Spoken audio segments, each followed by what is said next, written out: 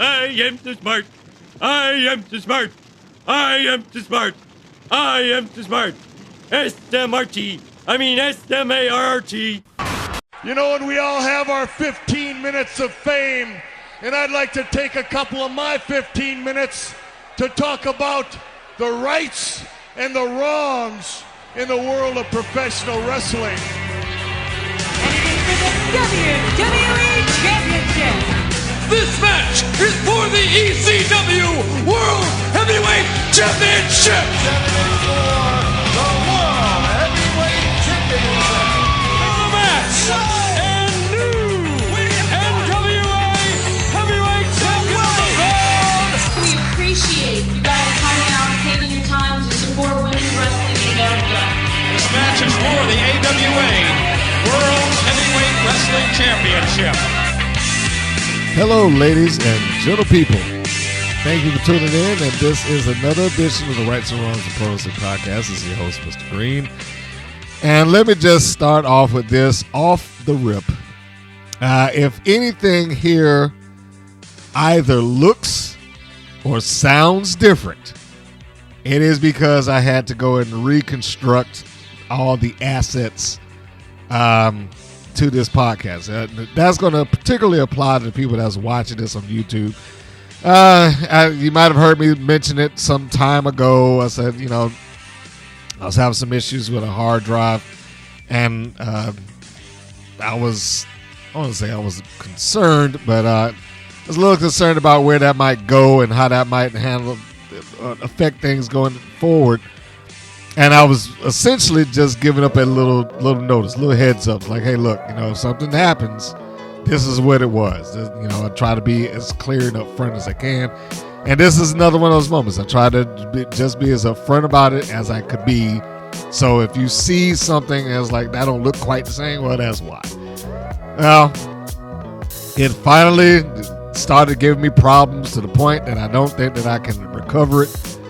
And I couldn't, I was already in the process of transferring most of those items, but there are a few because the edit suite that I'm using is probably about 4 hard drives deep with lots of photos. Most of them are like terabyte drives, so it's like lots of photos in there.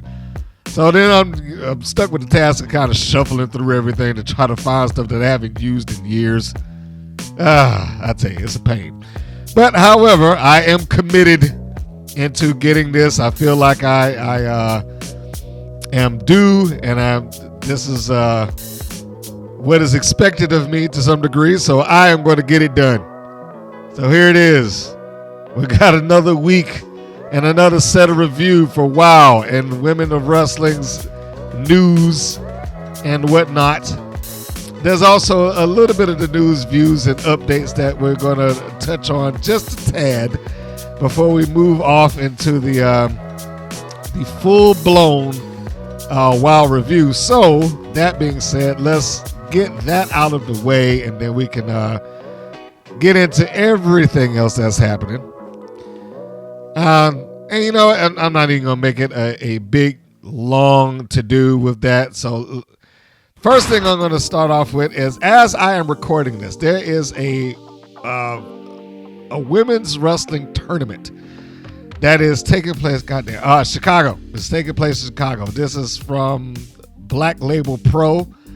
It is called Crowning Glory, and it is due to take place in Chicago September 4th.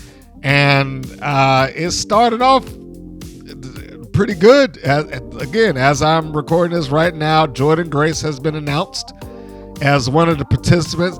That is current reigning Knockouts champion Jordynne Grace. Also, former WWE, I don't think she made it off of NXT, if I remember correct, but Xia Li.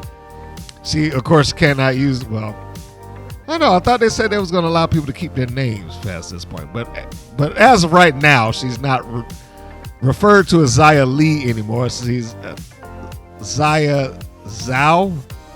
I hope I'm saying that right. ZHAO. And this is a pro wrestling combine. I saw her. Matter of fact, Xia Li has a promo. She's not the strongest promo, but of course she did get it across. She speaks well enough to get it across. And I was like, okay, so they look like they're making this into a big deal.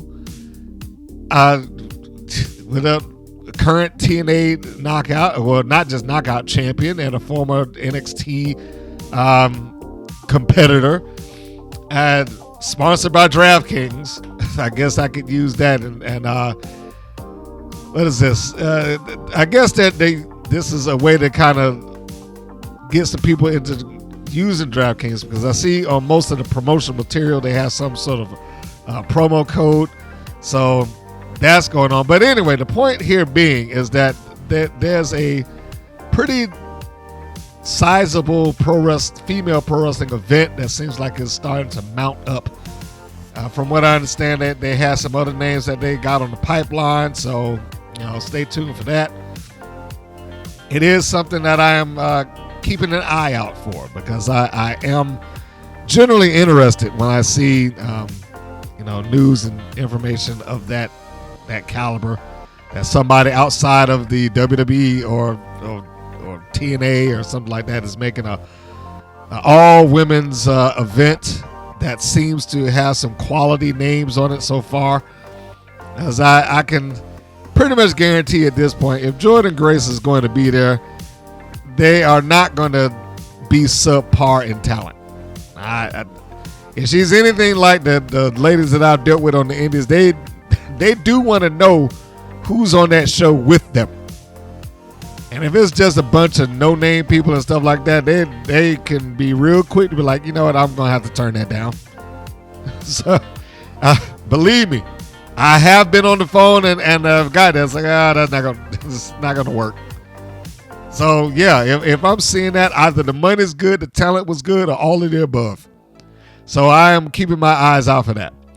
AJ Mendez, former commentator of WoW, who really never got anywhere in WoW as far as I'm concerned. Like, she never really got the chance to show off as a color personality on the microphone. I wonder why.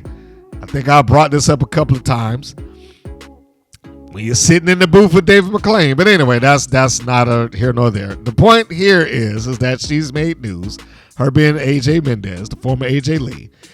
And she is having her autobiography, Crazy Is My Superpower, to be developed for A&E television. This was her autobiography that was written in 2017. It did go on to be a New York bestseller at one point. But as it is right now, it is being developed into something for television. So congratulations to her. She is quoted as saying, "It was an interesting struggle at first because I am the most private person in the world. I share nothing. I'm a brick wall. When you do have a lot of people listen to you, the things you say matter. There is value in that. You have to be considerate. I was willing to share this life lesson I learned embracing my mental health struggles. That's a piece of me I'm willing to share with the world, if it can help other people. My book is very much about growing up in poverty, growing up homeless, and not understanding the mental illness that was getting in my body and within my family. Really starting to embrace these things in the world seen as negatives and turning them into armor and weapons and making them my greatest strengths. That's been a huge part of my creative process, embracing this weird, effed up mind that I have." She actually said it, but I'm going to censor myself for the benefit of this podcast, at least the best I can. I know sometimes I let some things slip, but yeah, there we go. She's got this thing going on. As of right now, there's no more information available as to production company, when it's due to be out, or whatever the case may be. This, in fairness to the situation, this is to be developed. Okay, so there's a lot of hurdles that this is going to have to take between here and there before this actually makes air. It is possible that this announcement could go out and it might not go anywhere. I'm not saying that it won't. I'm just saying, there are other paths that this thing has to go in order to be completed. I'm certainly pulling for it. I hope that it makes its full run. I'm sure it will be interesting. And you know what? This is the type of thing that I felt like WoW should have had within its circle. Having something like that, having a name, first off, having a name like that to begin with was a big perk, and they blew that. But having her there along with the project that could be kind of endorsed, and she could be on the press tour, and assuming that it goes through, be on the press tour and talk about where she works currently, that would have been WoW at the time. It would have been great for them. Of course, that's not what's happening. So that's, again, to repeat the phrase, that's neither here nor there. So we will leave that is and give congratulations to Miss Mendez on her recent change in her status. Not jumping back into wrestling, but being an author and now I guess a full-on producer. So she's got a new title to add to her resume. Lastly, the WWE, and I really don't even care about or watch this, but the speed tournament. They have the WWE Women's Speed Tournament because, of course, there's a speed champion. So now that we're in the middle of a speed tournament, and I guess whoever wins the match in the best of 5 minutes is going to be the next Women's Speed Champion. And the tournament is bracketed as follows: Lyra Valkyria against Io Sky, Naomi versus Blair Davenport, Elektra Lopez versus Kairi Sane, and Candice LeRae versus Piper Niven. I have no skin in that game. I'm reading it because it's available, but I have no skin in that game, and I really barely pay attention to the men's tournament, much less the women's. I just don't look at any of that at all. So it'll be interesting to see. And also, a women's title match has been added to the Bash in Berlin, which will be a premium live event airing on the 31st. I'm sure that also will eat into the viewership of certain wrestling programs that air on Saturday night. Excuse me. It has been announced that Elsa Dawn and Alba Fire will defend against the former champions Bianca Belair and Jade Cargill. So that should be interesting. Will they be able to recover the championships, or will the inevitable path to the breakup begin that weekend? Time will tell. I'm sure it'll be interesting to see. Has Jade Cargill gotten better in your opinion? She's another one of those young ladies that I'm pretty sure she did not realize how little she knew until she got into an environment where she got the chance to see how little she knew. It's amazing how that works. And I'm pretty sure there are some other persons and other promotions that if they went someplace else will realize I don't know nothing as far as wrestling concerned. But she's been in there. She's been doing, in my opinion, they've done a pretty good job of keeping her covered and making sure that she's learning, putting her in the tag team such the bulk of her work does not have to fall on her shoulders. It's been pretty good so far. But what do you think? That is the real question going on there. And I guess if you do not want to know, because it hasn't aired yet, as I'm talking about, but there are spoilers that were in effect for the last set of NXT tapings. Of course, you know about the crossover that took place, or I shouldn't say took place, is taking place with NXT and TNA. So, if you are somebody who is not looking to hear that, I'm going to give you a second. You might want to pop it ahead or whatever the case may be. If not, I will let you know, but give it a second. If you're still here, I'm assuming that you don't mind. So here we go. As coming up in the next set of tapings, none other than one of the TNA's demons appeared. That's Rosemary. She responds to Kalani Jordan's, Kalani Jordan. She responds to that challenge. So, Jordan apparently asked Wendy Chu to send out one of her demons, and Rosemary came out. So that's kind of interesting. Will Chu respond in kind and show up for Rosemary's benefit in TNA? I will admit, I've enjoyed the crossovers.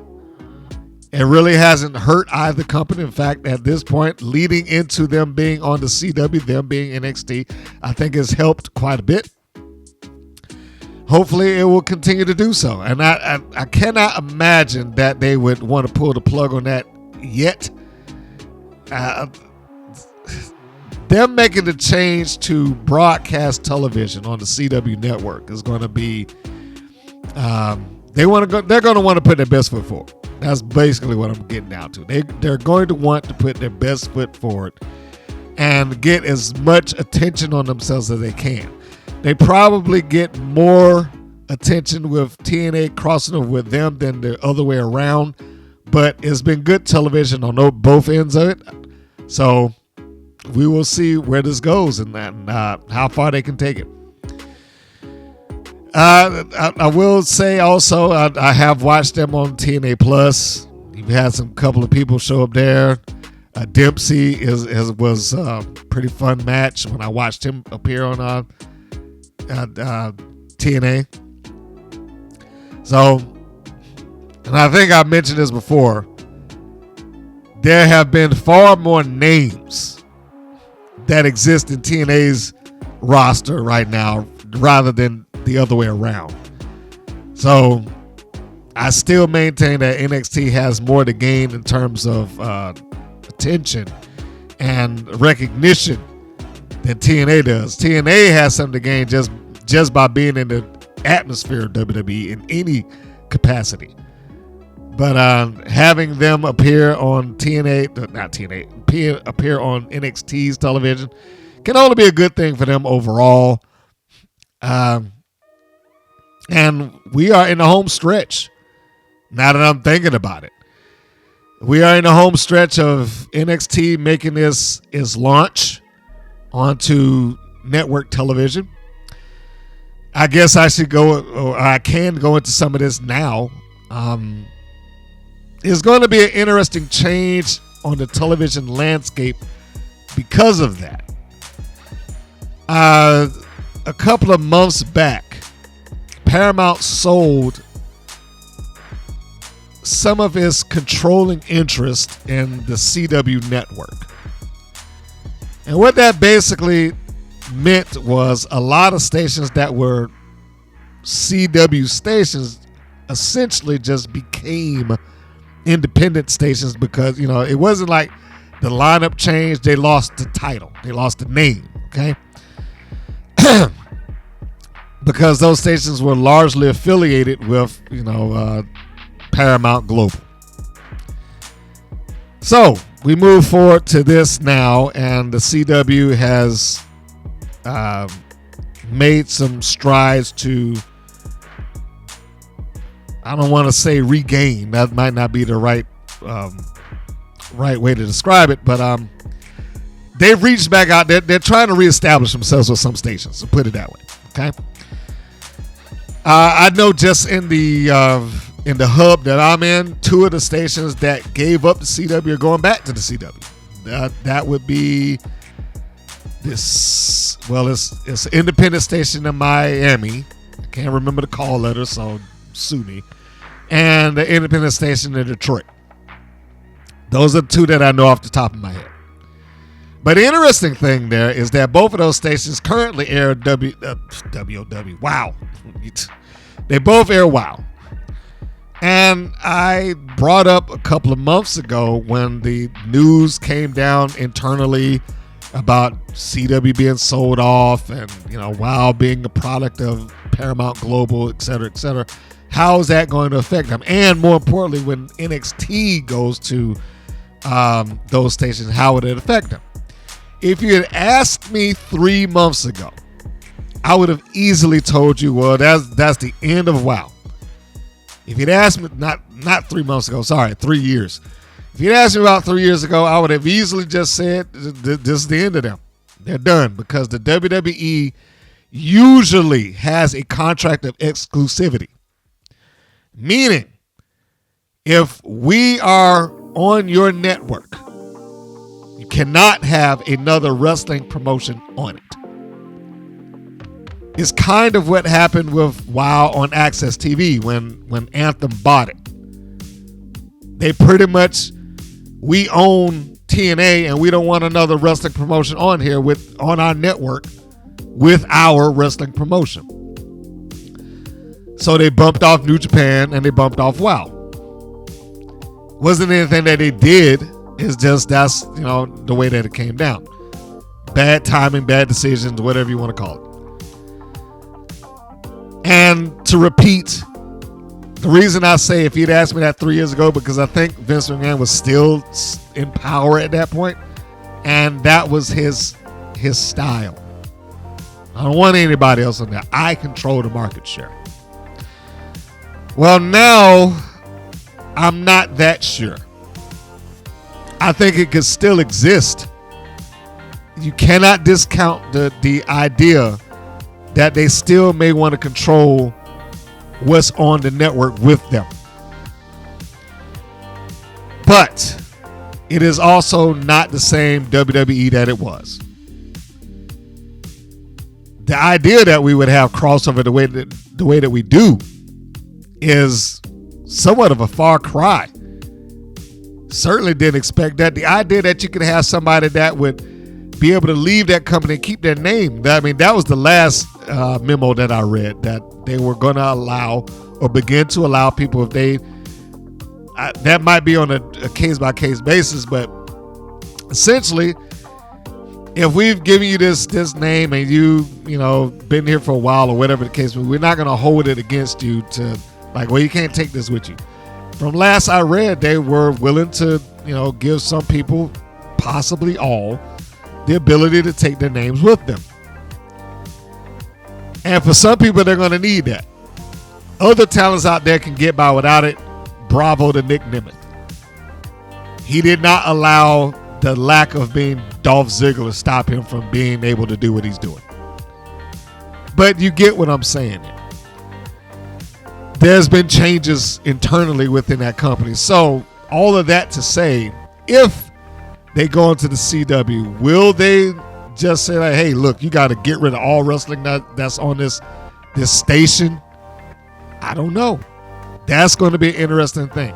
And that's another thing. They are in syndication. So does that just apply to the primetime hours opposed to the syndicated and hours that you can just buy time on?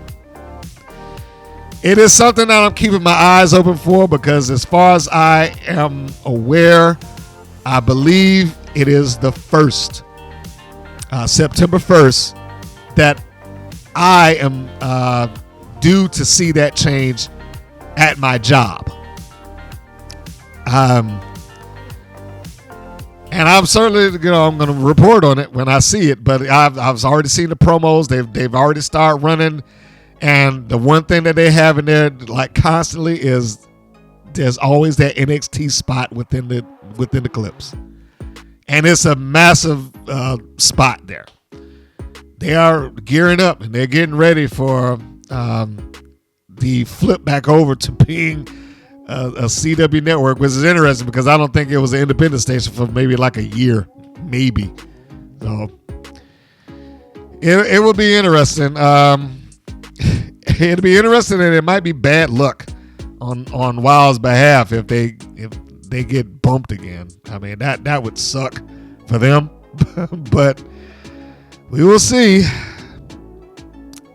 But that was a little bit of the news, views, and updates that's going on in the pro wrestling world, the pro wrestling environment right now. I think that's going to be most of what's going on.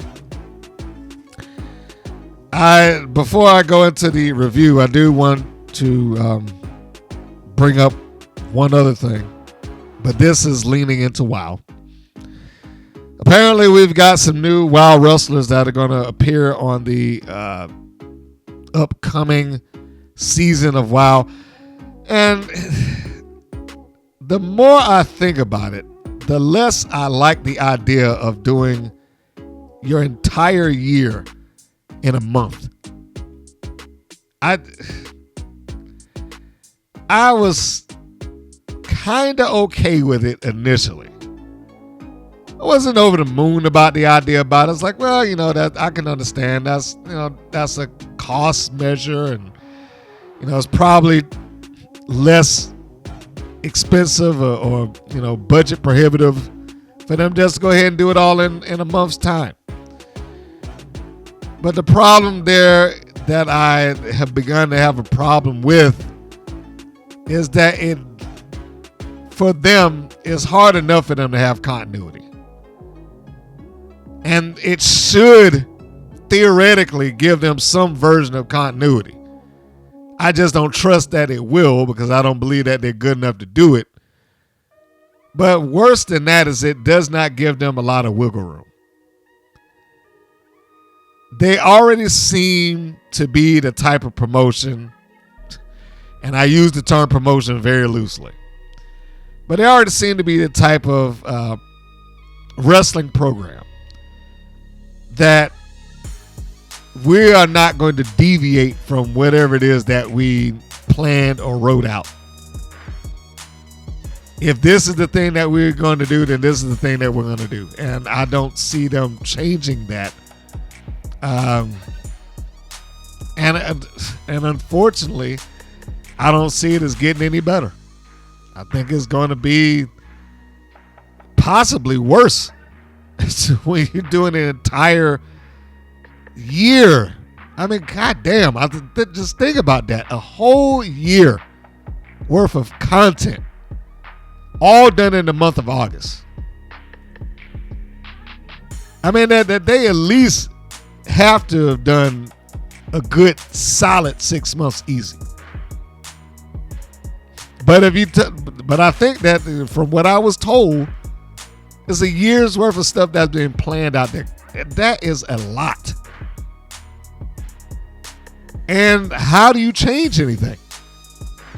How do you adjust? The more I think about that, the more I'm like, I don't know how much of this I like. In any case, I started this off to mention they had some new faces, that's coming into the company. Some of which are former WWE or NXT wrestlers. Now, before you get all excited, those names that are coming in there are not people that you would be over the moon about, because they weren't there long enough or in a large enough capacity to have built that up for themselves. Now, that is not a knock on talent. That is not a knock on whether they can be stars. That's not a knock on whether they go someplace else and they will become stars. I'm just saying that at this stage of their career, much like Sierra Breeze, let's just use her as an example. Sierra Breeze was in WWE's developmental. She just never made television. So there really is no point in them saying, oh, we got former WWE so-and-so and she chose to come here. There's no point in doing that because she was never seen on their TV. So whatever she is now as Sierra Breeze is just, as far as the wrestling public is concerned, or at least the people that watch WoW, that's all she's ever been. But in this case, we have Emma Diaz, who was Carolina Cruz. And she's now with WoW, and she's wrestling as Catalina Speed. And it looks like some race car gimmick. If I was a betting man, maybe she'll come out there with screeching tire sound effects or something stupid like that. But I will. Let me not condemn these things before I see it. I'm going to behave. Also, they have what's this young lady's name? Cameron Renee, who wrestled. I think she was Amari Miller. I think most of her time was on WWE's main event and things like that. So she did make television, but I don't think that she was featured as a top player there. But she apparently is participated at WoW. J-Rod, she's been on the Independents. Not a WWE girl, but she has made her way into WoW as well. For the last week of taping, she was due to come into WoW. So she's there for, I don't even think she showed up here. She's supposed to, on her Instagram, she's listed as being there on the 31st. So as I'm recording this, she hasn't actually recorded her stuff yet. However, I think we can expect that. Now the question is, are they going to turn around and change her name and all that stuff? It would not surprise me if they do. But speaking of the name changes, this is part of the reason I brought this up. Tracy Taylor. She, some of you may know her, some of you may not. She was a stalwart on the Independents for a significant amount of time. The Island Girl, Tracy Taylor, was what she was known as. Apparently, she is in WoW, at least for this set of tapings that's going on this month. And I have not heard the name mentioned, so if I'm mispronouncing it, I'm sure they will correct me at some point. Kalaki is the name that she should be wrestling under when she goes to WoW. And I brought that up just so I can kind of go into a little bit of the old name change philosophy. In this particular instance, and I'm only speaking on Tracy Taylor's case. Now, if she chose to do that, if she's like, hey, look, I want to be a different person or whatever the case, would just start me clean, then that's fine.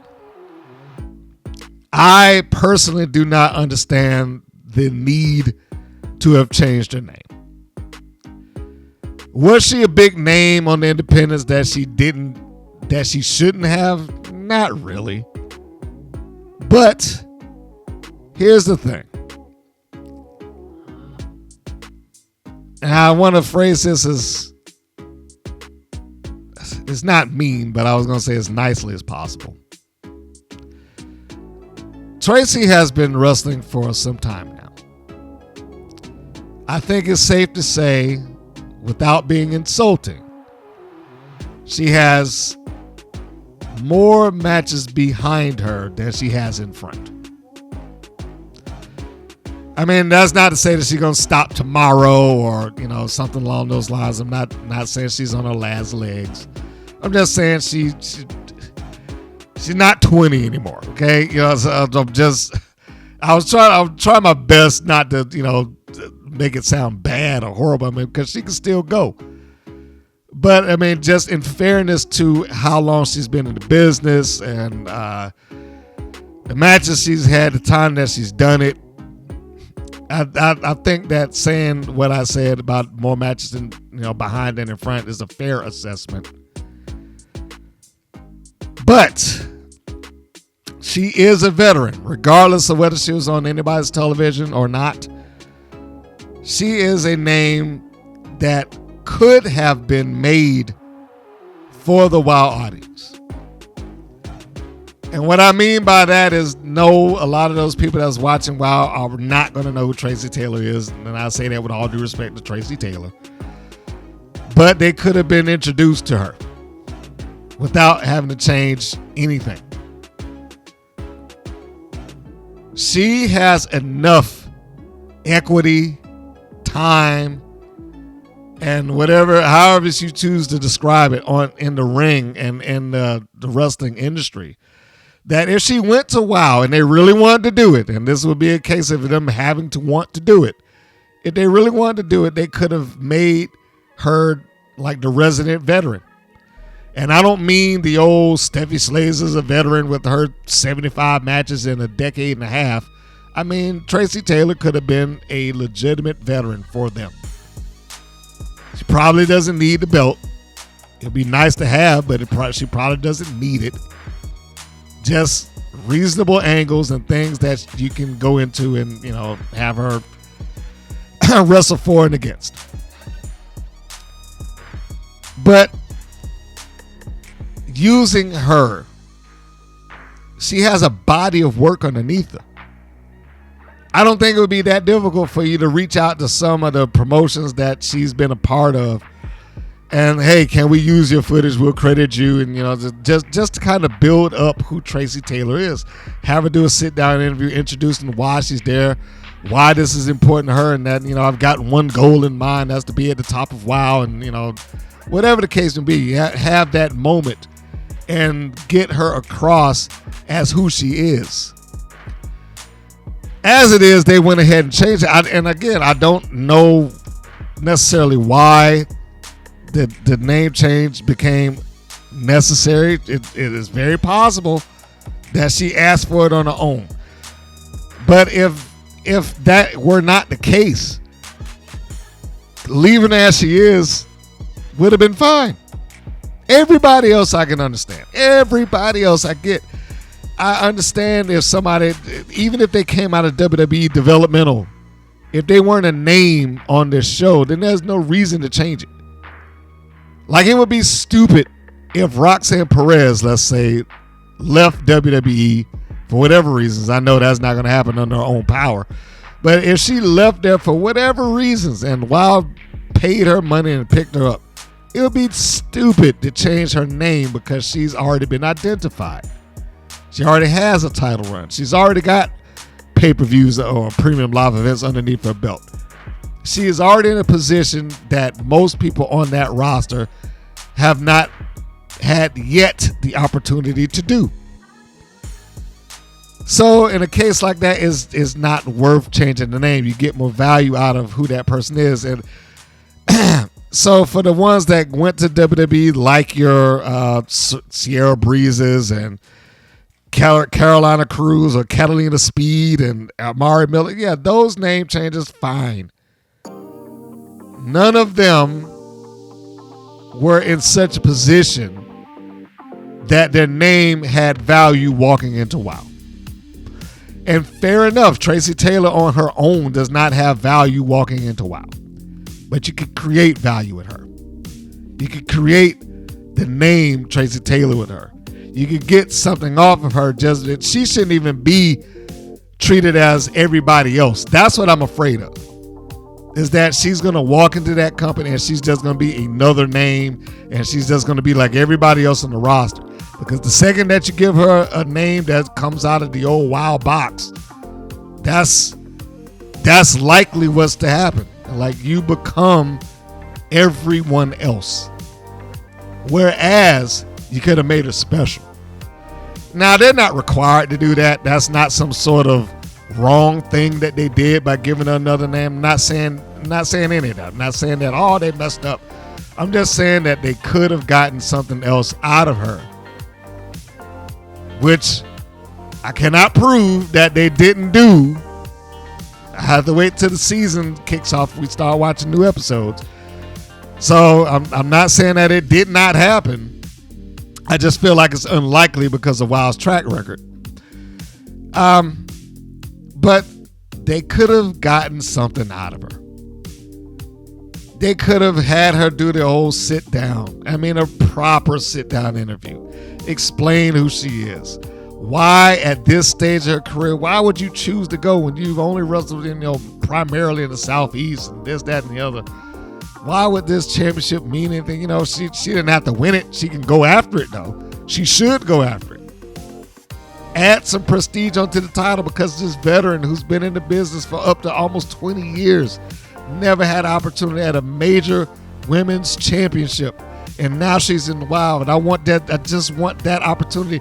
That is the one thing that I need to do before I close the chapter on this version of my life. Go out there and win this title or something. And then you get those pieces of footage so you can build her up. I have footage of Tracy Taylor. I would have given it to him if they asked. You want to use a clip of her? Fine, here you go. Because I know it would have helped make her. I mean, it'd been nice to be paid, but I'm just saying, you get what I'm getting at here, my point. So, we will see where that goes. I hope that they do something reasonable with her rather than just making her another name on the roster. That is my only fear when I read that she was going. That she's just going to become another name there when they could have tried to do something else. But I will absolutely admit that's just my creative. And I think that that is the reason why some people have to go to different promotions sometimes. Because when one booker sees nothing in you, the other one may look at you like, I could do something with that. I'm just saying. So on that note, we are going to take a break, and I really hope that this podcast comes out well. I really do, because I have no idea how this is going to look or sound right now, because I might have to just retool it from top to bottom. But we will see, me included. We will all see how this actually comes out. So we're going to take my break, and then we'll come back, and we will do the review.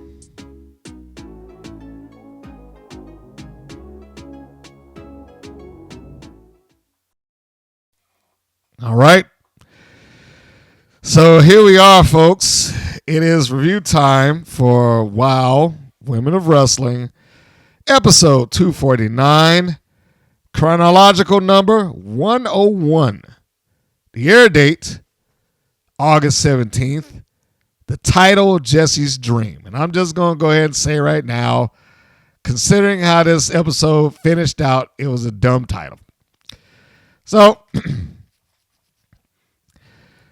the show opens up with the commentators, and Jessie Jones comes out to ringside, and she cuts a promo to get a title shot.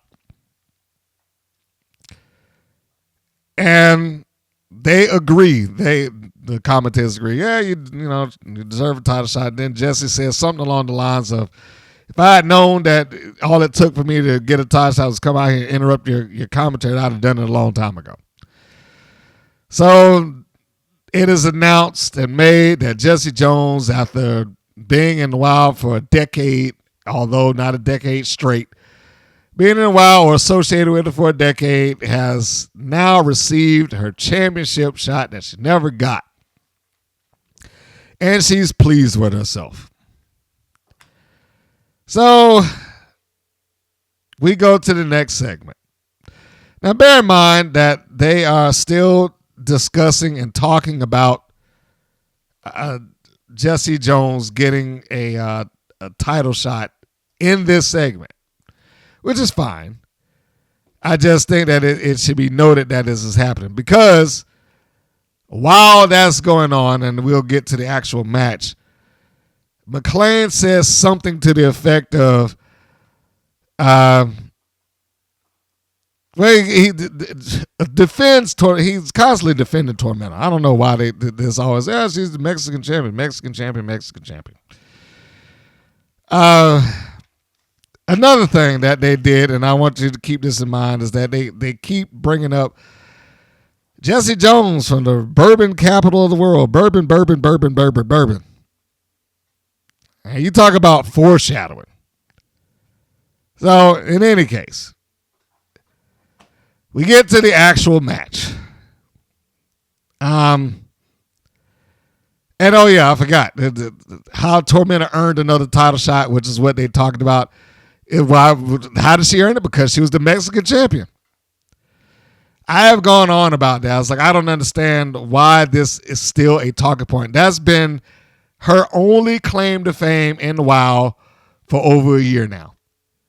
Is the only thing that they lean on to give her any sort of credibility to that company. She was the Mexican champion. Now, she hasn't won most of her matches. She hasn't won any tournaments. She hasn't won any championships, either single or tag.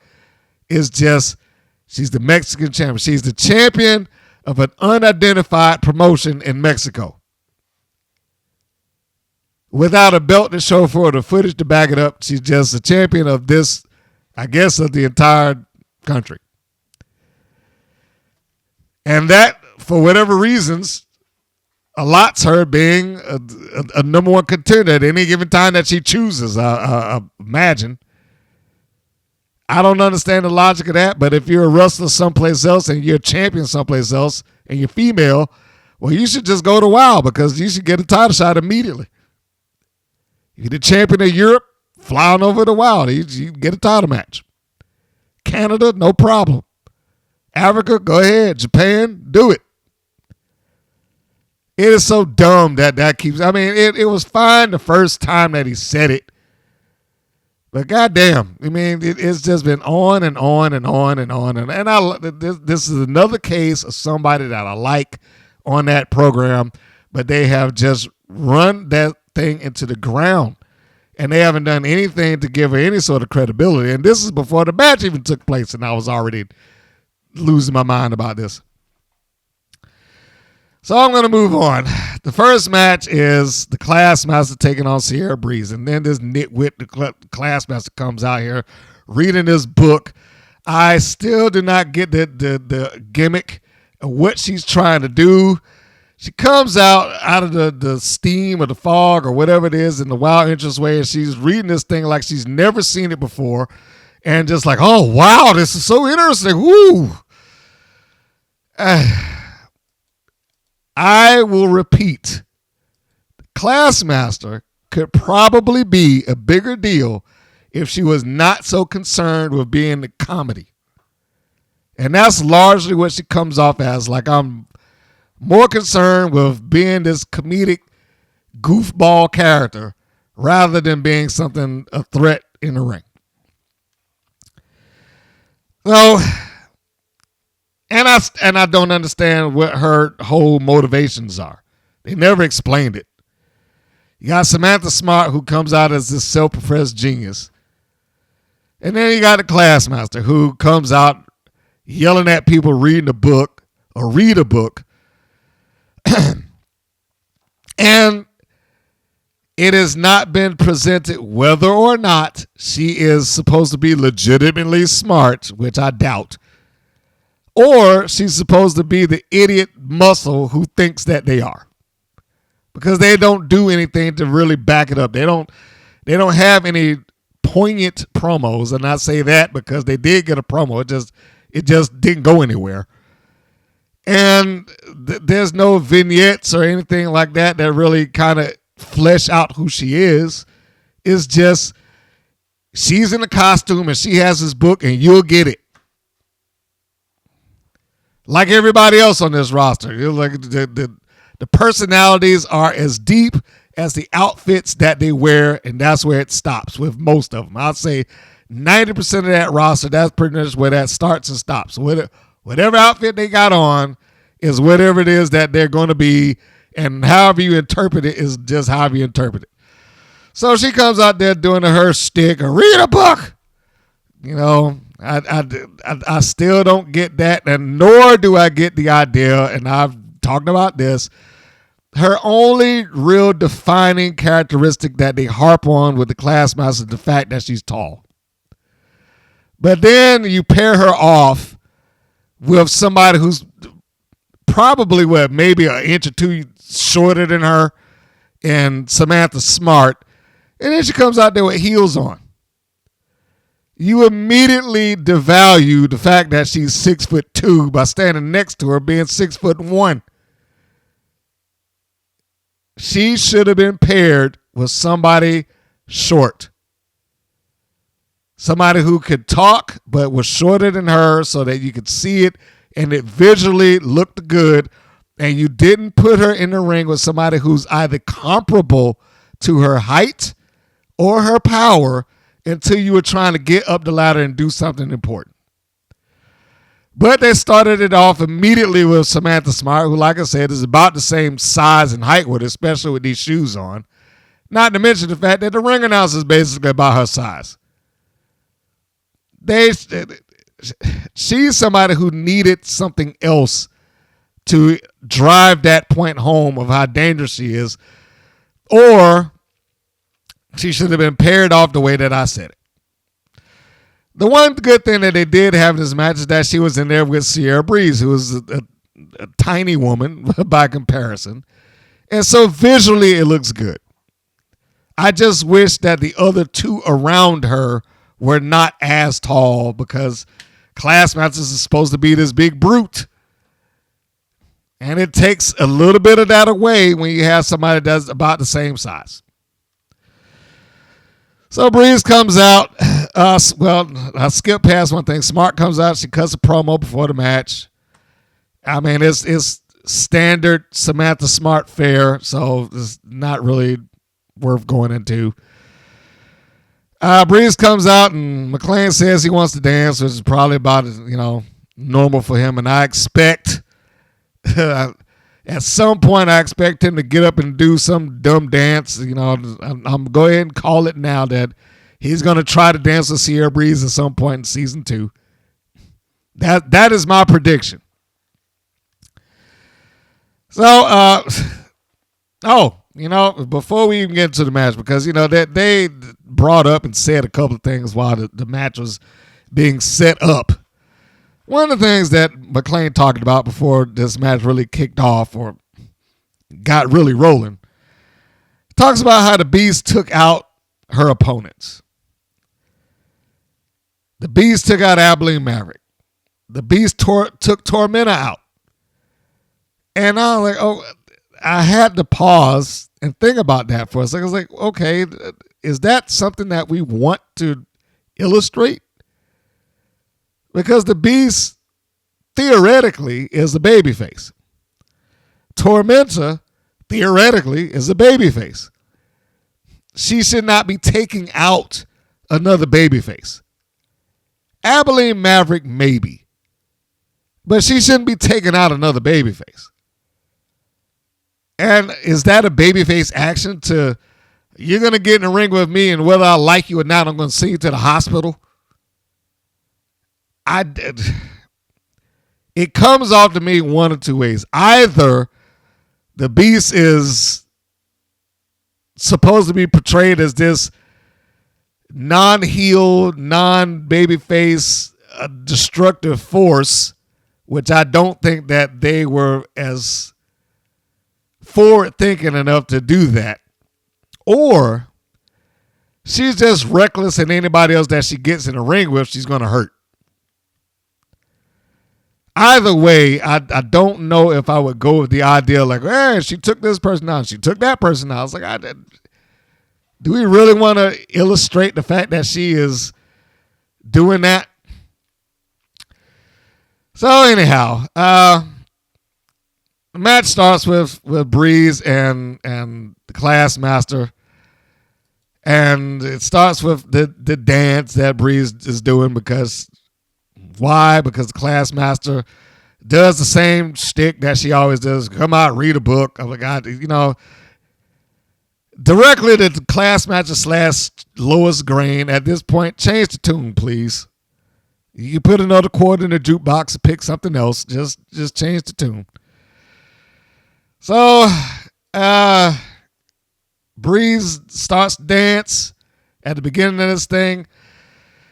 What I will say that I like in here is that it is illustrated by Breeze and the Classmaster that she is bigger and stronger. Now, there are points in the match where I thought that the Classmaster gave up a little too much, in my opinion. That's not to say that it was wrong. But if it were me, I would have probably said, you make her work to get you off your feet. Don't go down immediately. And that's pretty much what she did. Within the first 30 seconds of it, she gets caught in a drop toe hole and she goes down. Like, I don't want you going down, the second that she attempts to do it. If you're going to be my powerhouse, I want you to be my powerhouse and stand on your feet and make them work to get you down. However, that didn't happen. Classmaster also is a little bit more technical than I would essentially like. Sierra Breeze does a nice break of the side headlock that the Classmaster does.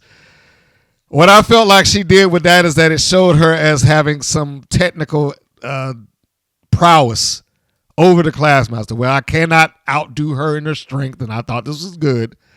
She was able to utilize her leg to break the grip of the Classmaster that she had. Go back and you can see what I'm talking about. And she pops the grip free before she takes over. Again, she took her down, which, like I said before, not really a big fan of the Classmaster going down the way that she did. But I'm pretty sure that they also did not give her the instruction to stay on her feet either. So you can move forward in the match, and you get the good power moves here and there. And Breeze is able to take her out. Largely speaking, I thought it was worked pretty well. I don't know if I necessarily want to see the Classmaster doing submission moves. She did break out one, and it was nicely executed. Yeah, I don't even know what I would call that necessarily. I mean, it was like a abdominal stretch, but laid out on the floor, and she's using her leg to grapevine the arm of Breeze. And it was very nicely done. But I don't know if that fits necessarily for my interpretation of what I think the Classmaster would be. And I say that because I know that WoW has a different interpretation of what she should and should not be doing. So there's a spot that they kind of move slow as snails as the Classmaster charges into the corner to catch Breeze. Breeze moves out the way, and then she just kind of gingerly hammers her head into the turnbuckle post. Then she tries to get in a crucifix. The Classmaster walks her out. She illustrates her strength. She's like, I'm smart. I don't know why that is necessarily her go-to signature thing. It's like, my brains.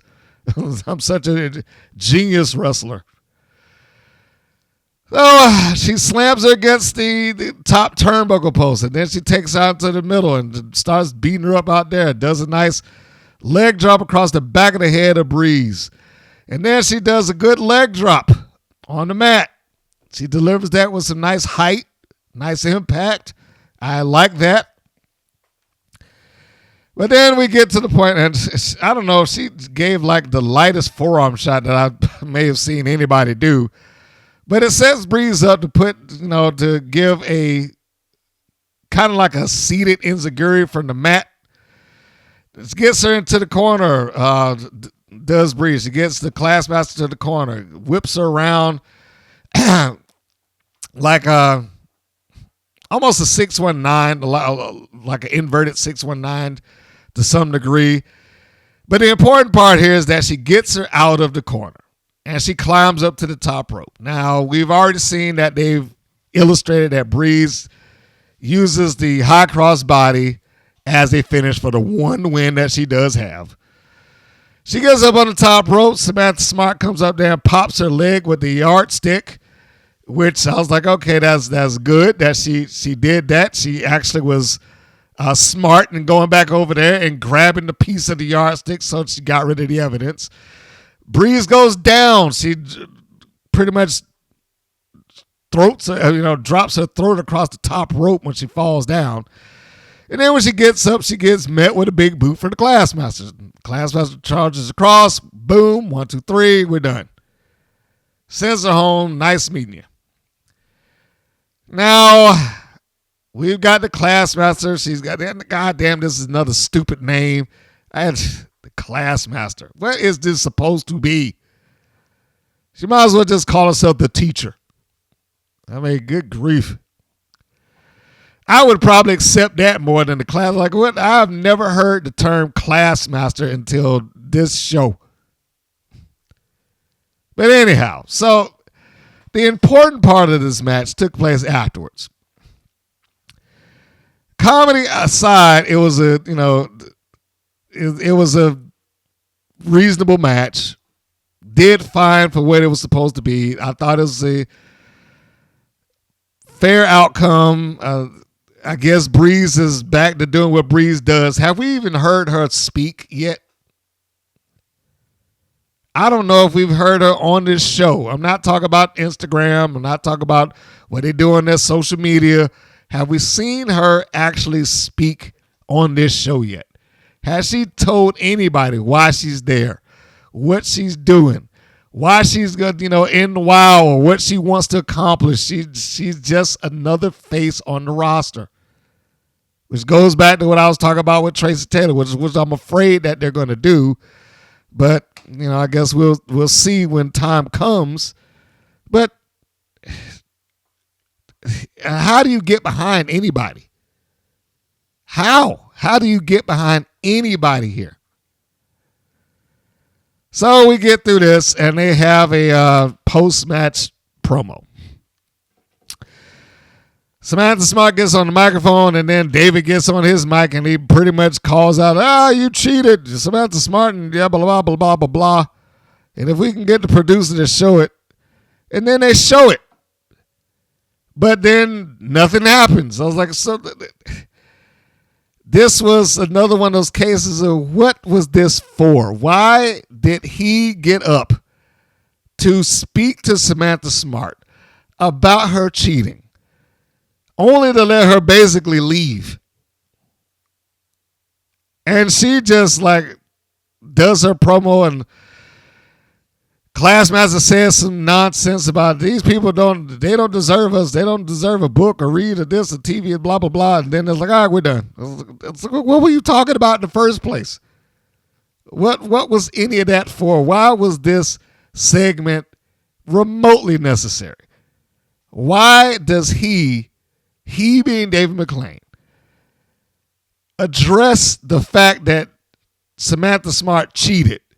Say on television, if we could get the producers to re-show it, and they do, and then nothing. Just, all right, well, we showed it, so off we go. It's those things that devalue the matches to me. Like, the matches could be fine, but then there's these little nonsensical things that take place around it, and I don't understand why that was there at all.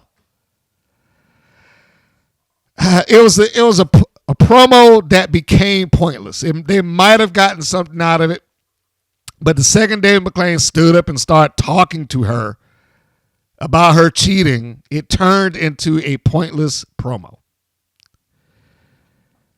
The next segment, the Mother Truckers, and this might have been the dumbest thing that they've had since the dumb thing that the Mother Truckers did a couple of months ago. So they are now suggesting, because the Mother Truckers are in the back, apparently in their custom-made locker room, because every locker has all these bungee straps written across it for what, I don't know. The set designers on there need some work.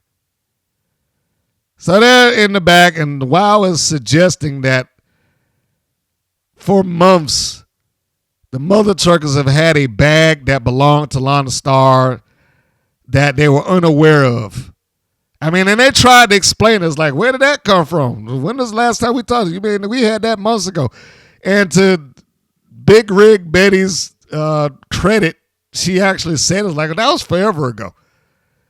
But even that acknowledgement of something that was months back, and she openly says it on the show, was not enough to save this poor comedy segment. And that's what this was. This was poor comedy. So they find this bag. And they realize that this bag belongs to Lana Star. So now they decide that, oh, well, we have to take it back. Because that's what your mother taught you. If you find something that doesn't belong to you, you got to return it. So I'm going to start right there. Let's just start off with the first things. That why is it that it is portrayed like they have their own locker room? Like all of these lockers that they have just belong to them. With all these bungee cords, that's what we used to call them. Bungee cords, just from one locker to the next. What is that supposed to serve for? Why is that like these aren't supposed to stay closed on their own? What are these things there for? And then we got these signs that are hung up on the lockers. Watch for trucks and honk honk. Again, what is that for? Why is that there? It didn't make any sort of sense. And this entire segment doesn't make any sort of sense. And I know that there's some people that would look at this, this is hilarious. And I fully expect that. Because they're not going to be thinking about this stuff the way that I'm, probably looking at it. So anyway, they find the bag and wallet and all that stuff. Like, oh, we got to return it. There's Lana Star. Now, I don't know why they would feel like we got to return it to this woman who's basically had it out for them since they got there.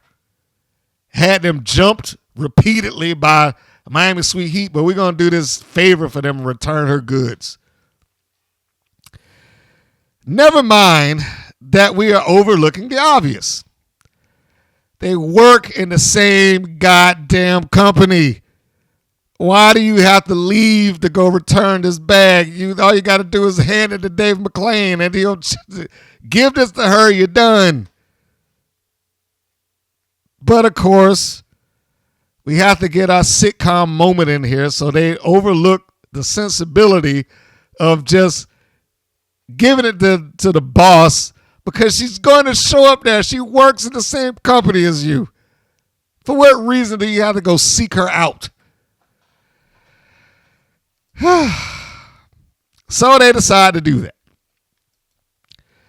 And they go to a hotel. So does Lana Star just stay in a hotel 24 hours a day, 7 days a week? I mean, how does this work? Because they said they're going to return it to her. Like, why are they going to a hotel to do this? So they show up in their wrestling gear because, that's the only way that they can travel. And as they're doing, they show up at the front desk and, hey, we need to get Lana Star's room. Now, I don't know how it works in Los Angeles.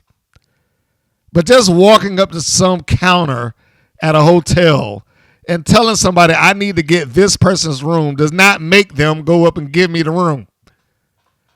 But I digress. We have Holly Swag deciding that since I'm out here in the lobby, I'm just going to try this stuff on because I don't know what it's like to have nice stuff. Apparently, Lana Star is so much richer than I am, despite the fact that we all work in the same company together and probably have similar pay grades. So the woman at the front desk leaves. She goes back as they're trying to, allegedly go look for the room.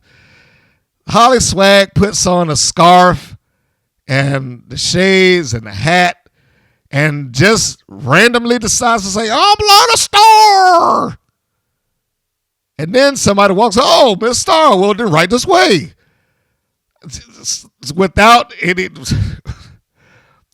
asking any other questions, just like, oh, okay, well, fine, here we are. Let me take you up to this the room suite that apparently is on Lana Star's credit card, assumably.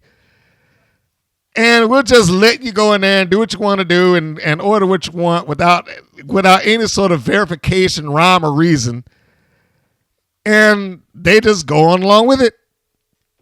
So the truckers go up there and they're enjoying this because, you know, they're hicks from the hills of Kentucky, you see. So they don't know what it's like to be in a hotel or have clean clothes or food or massage or anything like that.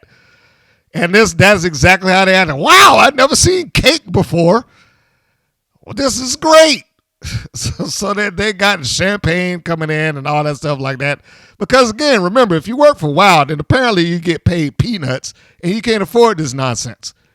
Only Lana Starr is able to do it from some inexplicable means because apparently her paycheck is vastly different than everybody else's. So they get up in the room, and then just as they're there, this is allegedly taking the course of a couple of days, they're just having stuff just randomly delivered. A massage table, champagne, cake. Like I said, they're allowed into the room with no sort of thing. And I guess everybody in this hotel has not a goddamn clue what Lana Starr actually looks like. Apparently, I mean, despite the fact that they're like, oh, Lana Starr, your name means that we must treat you with the highest of respect. Yeah. This was bad comedy. It was bad comedy. So they go through all of this stuff. The cameraman is there. I mean, I assume because they talked about, you know, Dave McClane, like, well, this is mistaken identity. Let's go to the footage. So this cameraman is allegedly supposed to be there. So they stay there for, I guess, however long, and they don't get caught. And Lana Starr doesn't show up, of course, or anybody else, and no one asks for ID or credit card or anything like that. So they enjoy themselves and then decide, all right, I'm going to leave a note on the mirror to let you know who did it. See, we returned this stuff, hope there's a reward, honk, honk, and kiss the mirror. To this person that y'all have some issues with, and then, you know, they leave with Holly Swag leaves with the lipstick that she just used to write on the mirror. This is all just so bad. So bad. This was like they sat at home one day, and I wouldn't doubt that this happened. They saw a sitcom that had a similar premise and decided that, hey, you know what? We can do that.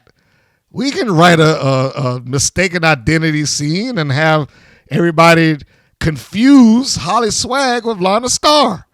Because Lana's a big star in our universe. She's a goddamn millionaire, apparently. So we'll just rip this off and then do something else. Now I say ripped off because this is the exact same premise that took place in multiple sitcoms.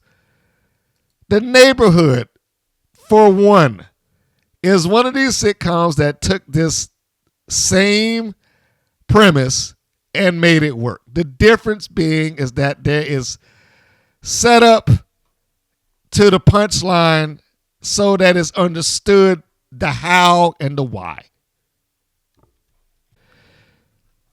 I'm going to use that particular episode of The Neighborhood to describe what I'm talking about and why it works there opposed to not here. That episode took place on season 2, episode 16. Welcome to the Hockey Game is the name of the title, where Tina Butler, played by Tashina Arnold, is mistaken for Mary J. Blige. Now, you have to take into account a few things when they do that.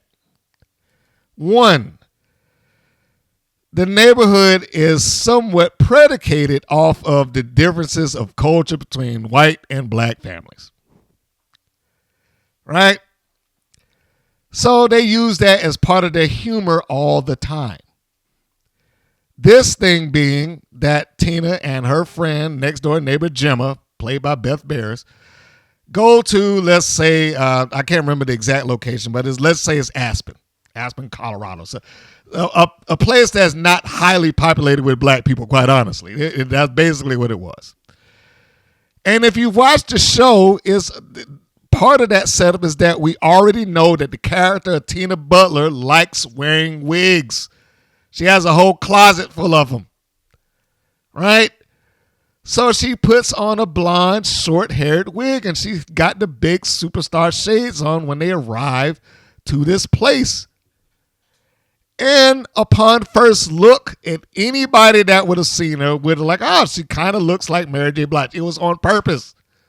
So they gave you the setup for it immediately. Now we got the guy that's in the resort in a place that does not see a lot of black people in it, quite honestly. He immediately assumes that she's a star because she's there. And so even when she tries to talk him out of it, it's like, oh, no, I'm not Mary J. Blige. My name is Tina Butler. He's like, oh, yeah, wink, wink, I got you. Because you don't want to travel with your name. So Miss Tina Butler will get the presidential suite or whatever the case may be. So once she sees that, she's like, oh, okay. And she goes with it. Now she's, of course, being, her friends trying to talk her out of it. It's like, we shouldn't be doing this. But then we also go into the other things that's set up amongst the show. She has a background in singing. I never got the chance to be the singer that I wanted to be. For one weekend, I can live the life of a superstar. Right? So now we got the setup. Now we got where we're going with this thing. We're still on the path. We haven't hit the punchline yet. But everything makes sense within their universe because they've already got preceding things that set these things in play. So she's still carrying on.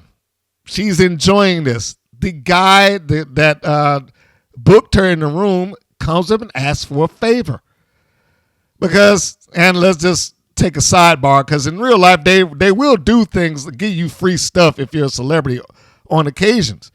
Because they want you to be able to talk up their product, their location, their clothing, their whatever, to their friends. That's why a lot of people will just get stuff sent to them. Same premise as influencers. We will send you this stuff for free. Just talk about it or just show it. We want to get your crowd.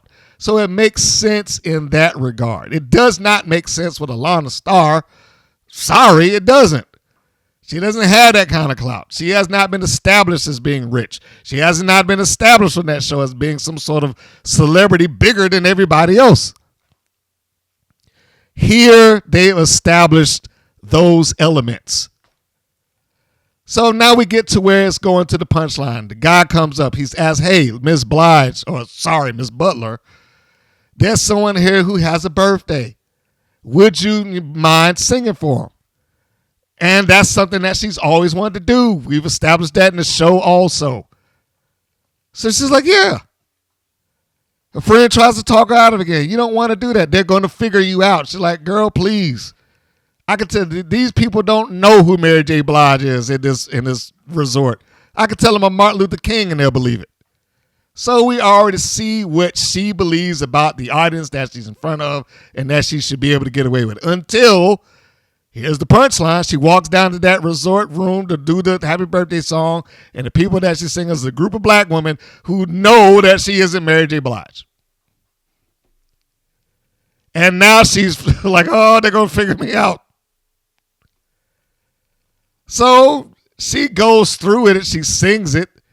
And of course, her, comedy ensues. Her friend goes over to the birthday party, and they pretty much up front say, yeah, she is good, but that ain't Mary J. Blige. And so she, Gemma, her friend, has to pay them off unbeknownst to Tina while she's performing over there with the band. It's like, look, this is her dream. Just let her live this out, and I will give you the suite that they gave us for the weekend, the massage I got scheduled, and the money that I got in my pocket. She does that, and so they just go along with it. Like, all right, well, go marry. Boom. Set up. Payoff. all within the context of the universe that they exist in, and it makes sense. WoW cannot even make it make sense within their universe. I could not get 2 seconds into that thing and say that this made sense to me, because it's like, well, why would you leave? First off, you don't even like this person. Secondly, you work in the same building with them. Why are you traveling outside of it to go deliver this stuff? It's the same stupidity that they had when they gave Abilene Merrick the doctor's thing, and she went to the pet doctor, and the camera still caught it on video, even though it was supposed to be a wild camera. And they're like, wow, I can't believe this. It's just dumb ass writing. So, moving on. Next segment is the Team Spirit promo. And they had the nerve in this thing to talk about, I think our next stop is the championship. Now, they're talking about what they're going to do, and I can't prove this. Somebody would have to tell me whether it happened or not. But I cannot prove. Within this, it looks like they took a promo that was originally on their Instagram or something like that and just slotted it into the show. I don't know that to be true. It just felt that way. So they're talking about them being dropped. Coach Campanelli left them, and then they put Ariel Sky. And I was like, okay, this felt the same way as I just talked about the Beast. And when they're like, she took out Abilene Maverick and she took out Torment, I was like, why are you lumping your heels and your baby faces into the same sentence? True, Team Spirit was abandoned by both of them. But I don't know if we want to put Ariel Sky into that position where she's supposed to be sympathetic, because it makes her come off like a jerk. Especially when she left this team that she's allegedly, somewhat of a leader of, to go groveling back to Coach Campanelli. And they move on with that. I was like, man, and like I said, they had the nerve to say that I think the next stop for us is the Tag Team Championships. Like, you kidding me? Y'all need to win a match before we talk about anything else. Why is this job team talking about titles at all? And that's what they are. I'm sorry. But somebody's got to do it. Somebody's got a job to do, and it's them. So, a promo that was relatively pointless because they couldn't talk about anything of substance. They just did what everybody else on Wild does. We want the titles. Regardless of what their position is on the card, they're like, yeah, we want the titles. Please. Next segment was the preview of the upcoming matches. The segment after that was the match itself, Las Bandidas versus Team Spirit. The first noticeable thing that I got off of this is, does David McClain pay attention to what himself and what he says, and why did he not have this corrected in post? If you don't know what I'm talking about, when they come out, now also bear in mind that Nigel Zane had no problems correcting Jessie Jones earlier in the show. When she came out there, she said something, she used the wrong terminology. I can't remember specifically what it said. But Nigel Zane didn't have any problems correcting that. I was like, I don't think she meant to say that. Ha, ha, ha. But here's David McClain sitting right next to him. And directly after the ring announcer announces Las Bandidas, and after Nigel Zane says who they are, here's Dave McClain like, yes, Angel Rose and Vivian Rivera.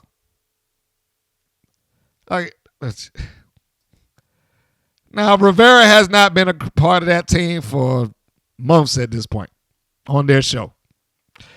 I do remember and recognize that this is shorthand stuff for them in real time. But that does not mean that you cannot correct your boss. Like, I think you mean Angel Rose and Sylvia Sanchez, don't you?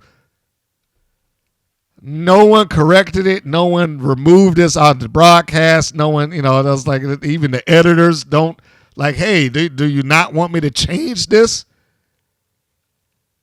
So it just left it in and made him look like an idiot or somebody who doesn't pay attention to their own product. I mean, we all have slips of the tongue, but seriously, that is easy correction that you can do in a editing booth. I know because I've done it. So they cannot tell me that, well, we couldn't do it. Bullshit. You could. So we have Team Spirit, as they are, coming on out. This is a cold match. There's nothing behind it. There's not any real stakes on the line. No angles going on here. It seems like that's the overall scope of what's happening with the majority of this show. Well, at least half of it. We'll say that. The Bandidas still look good, and I still like the Bandidas. I have lost faith that WoW can or will do anything with them, and the fact that Angel Rose had reported herself as being injured and probably missed out on these last set of tapings does not give me a lot of hope for the Bandidas, unless they're just going to find a fourth person to slide into the team so Sanchez has somebody to wrestle with. But it starts off relatively okay with Riley and Sanchez. Riley is such a small, tiny thing. I can see why she would be the rag doll or the punching bag for most of the WoW roster.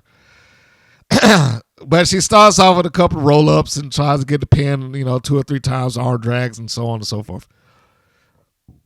But ultimately, the match is, I want to say glorified squash, but this is more showcase for the Bandidas, I felt, than it was for Team Spirit. So any aspirations that they might have had storyline-wise or kayfabe-wise about getting any championship matches, I doubt that that's ever going to happen. Riley tags out, Sparks tags in, as does the Bandidas on the other side. Rose gets in there. Rose looks like she has a good time in most cases while she's in the ring. Sanchez looks like she's all business. I like Sanchez. Not to say that I don't like Rose, but yeah, Sanchez just looks like she's concentrated on the work at hand. Like, let me do what I'm supposed to be doing. The Bandidas tried to do their tandem move, which unfortunately Sparks did not move very smoothly for. I don't know who that falls on in this particular instance, but it normally is a quick pop-up. They probably should have saved that for Pep Riley. And the pop-up, the backbreaker, the pop-up, the clothesline. It looks far better when it's a smooth, functioning tandem move. Here, it got kind of choppy because she couldn't get up on her feet the way that she should have. I will say it did not take away from the overall match. I don't want to, discredit the match in that way. But yeah, it did. It rubbed it the wrong way as far as the presentation. So they move on. I mean, they have a couple of more exchanges. I know Sparks did a rope break. All 4 of them got into the ring at some point. I don't know when it got to the point where the referees just stopped bothering to tell people to get out of the ring. It's like once they get in there, they just stand around like a dimwit and not do anything. There is a hot tag by Sparks to Pep Riley at some point in the match. She comes off the second rope with a high cross body and pins both of them. And then the referee's like, all right, well, I'll just pin them both out. Again, I don't know when the abandoning of tag team rules happened in WoW, but they seem to have just got rid of them. Because this has happened more and more often where they're just like, oh, all right, well, I don't care if everybody's in the ring. We'll just count anyway. So it starts counting, and not surprisingly, this 110-pound girl could not hold down 2 people. Imagine that. I'm not sure why he counted for it in the first place. But the referee, Scheinberg, stands around looking like he didn't know what to do while all 4 of them in there. And he's like, oh, what's happening? What's going on? And, then it narrows down to as the Team Spirit takes care of the Bandidas for where they are. Riley gets pulled out of the ring. Sparks gets caught inside the ring. She gets planted. She plants Rose with a face buster or a face plant. Rose is able to take advantage of it once Riley is yanked out by Sanchez, and then she pulls her up into a power slam, and then like a corkscrew power slam delivers the impact, and it looked beautiful. It was a beautiful looking power slam. Great camera angle by the ref. I mean, not the ref. Why did I say that? By the camera guy. And everybody's like, oh, yeah, they tried to add that effect in there to give it more impact. No, he just had his camera resting on the apron, and that's what happens. It wasn't that they added it in. It was just, look, the camera's just leaning on the apron. I've done that, too. Sometimes, man, look, holding that camera up at ringside for hours wears out your arm. And sometimes he just like, look, I got to kneel down or I got to put this thing on something else or just take the weight off your arms just for a little while. And he just happened to have it on there at that time. It was a good angle, and the impact of it shaking the ring was a good effect, whether they, despite the fact that they didn't intend to do it. But it looked nice. The power slam looked nice. The shake added a little something to it. And the Bandidas won. It was a pointless match, but they at least got a win. The next segment intros the Australian encounter, I guess. Genesis cuts a promo. It sounds like they never wrestled at all. I was fine with them having this promo in here, even though it didn't seem like it was specific to the match. But then they got Princess Aussie. She cuts a promo, and then on a fellow Australian. I was like, okay, what is this about? And it was delivered well, but I just like, I loved, independent women, whatever she's talking about. I was like, I don't know where they're going with this. And then the next segment following that is Genesis backstage with a promo. This is the one that they probably should have went with. She had a little bit more anger behind her. And then she was talking about the feud and going after the Wild Championship. So that also seemed a little bit all over the page. And then at that point, the second time I wrote, what is this feud about? Then we go to the next segment, which is the match itself. It's Genesis and Princess Aussie. And then for the third time, Genesis is on the microphone and she starts firing up the crowd. Now, that was the good thing that she did. She got on the mic and she actually got them to respond. Very few people that we've seen on TV up until this point have done that. So you have to give her credit for that. I might not care for her in a interview environment, but in the ring, on the microphone, she's got promise. She gets them fired up and, like, hey, knock that Aussie, oi stuff off. And they start doing it. It's like, shut up. And then she fires up on Princess Aussie, tell her to come out there. And again, I'm like, what is this even over? Why is she so mad at her? I mean, yeah, she lost, but I don't really see what the issue that they're having problems with is about. So it largely feels like this entire thing between them is just a problem with them being from Australia from each other. Like, okay, like I'm the better Australian. I was like, okay, I guess. Is that what this is over? You just want to be the best Australian, and wow, why is that important? But that's what it seems like it's been kind of built around. It seemed kind of silly and stupid to me, but whatever. So, just back on the promo thing just for a second. Like I said, I want to give Genesis credit to where it's due that she was able to actually fire up the crowd. Or at least I assume that she did. I don't know if somebody was off the side saying, hey, cheer a boo or whatever.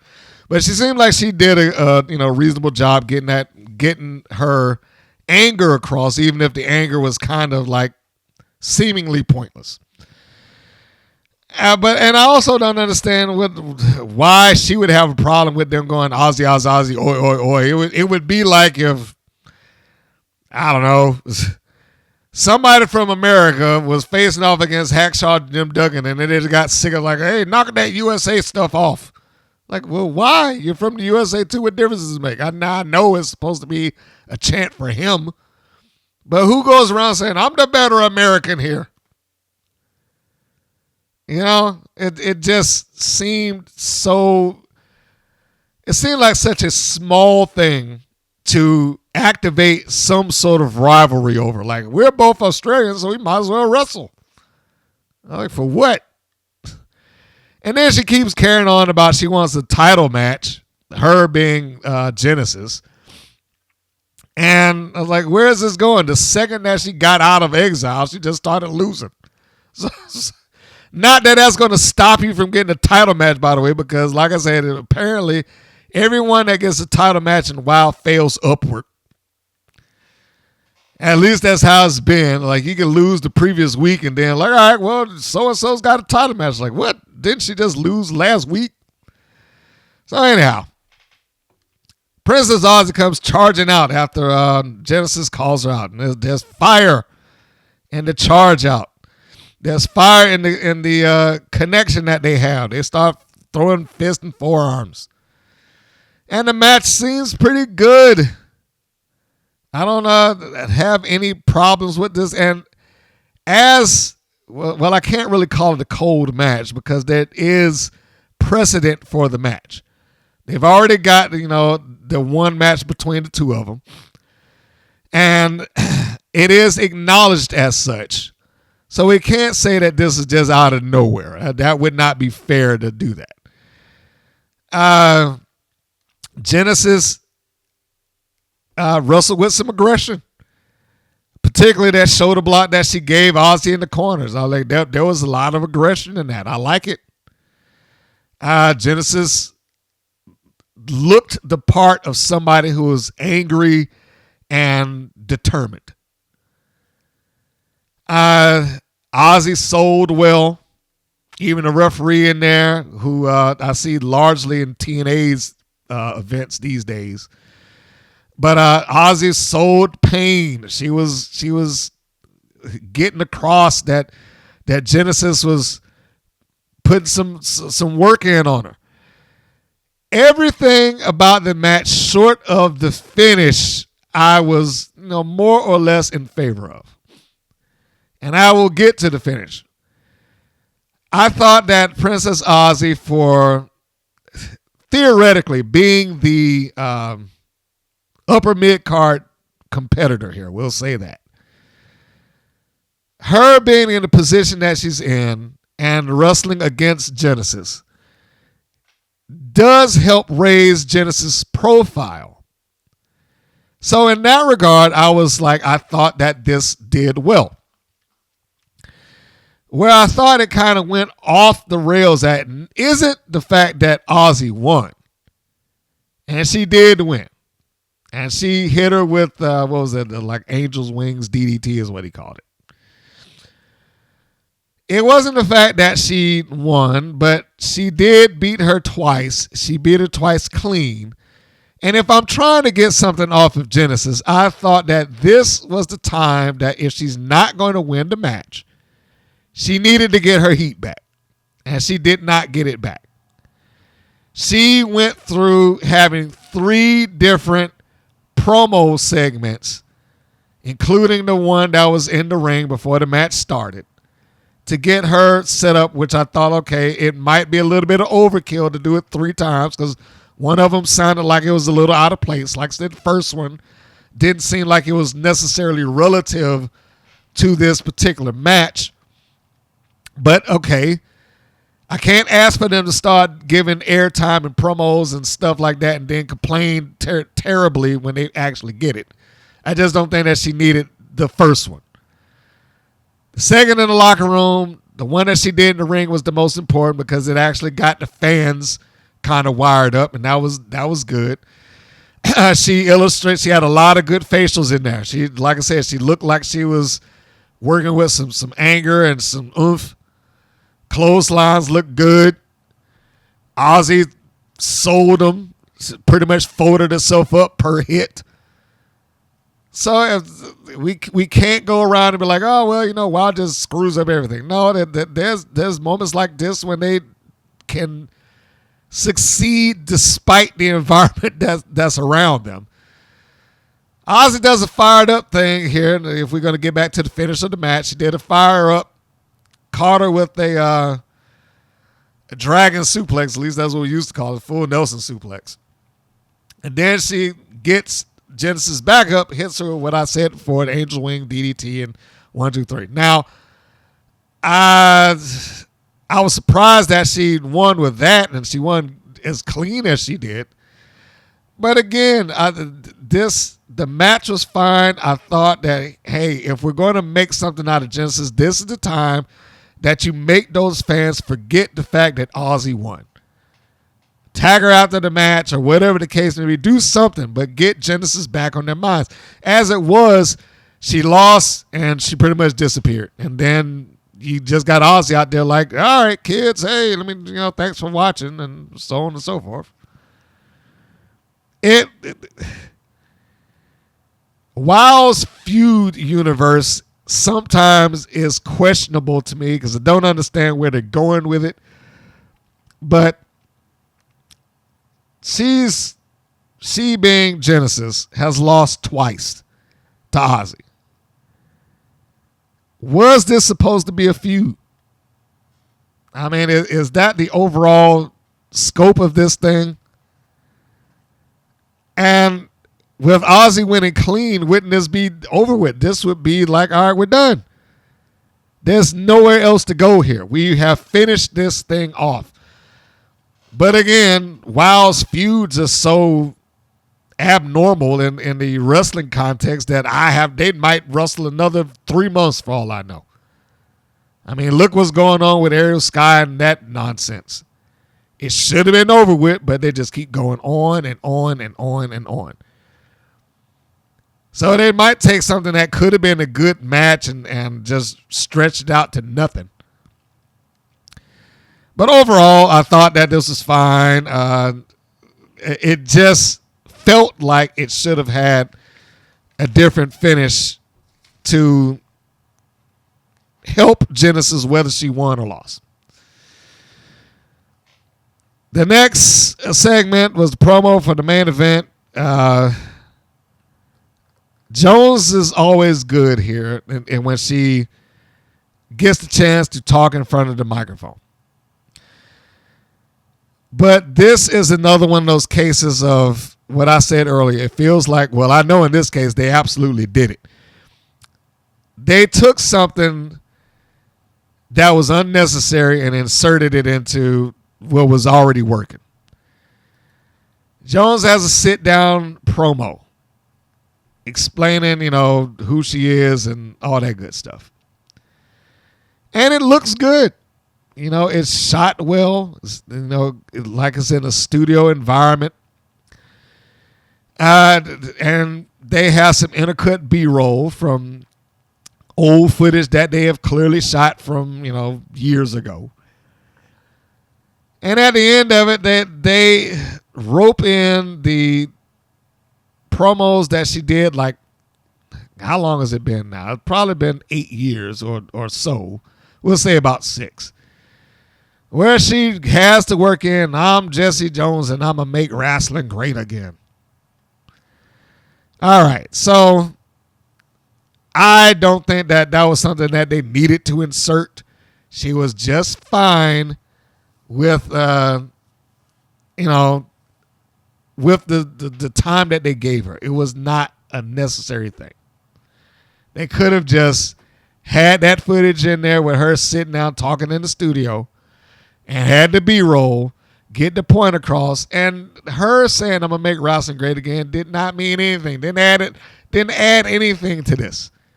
It meant nothing. That's not even something that I would even have her running around saying at this point. It's old. It didn't go anywhere the first time, so why are we going to bring it up now, some 6 years later? And it's not like it's some sort of witty catchphrase. So, yeah, they could have done without that. Jessie Jones is always good when she's on the microphone, but they did but I'm sure she had no control over them. Just like, let's get this old footage and insert that in too. But this is setting up the main event. So we get to the main event. The moment that Jessie Jones has waited for, because she has been carrying on and on and on about getting her title match, and she has finally got it because Dave McClain has conceded that she deserves a shot. Right?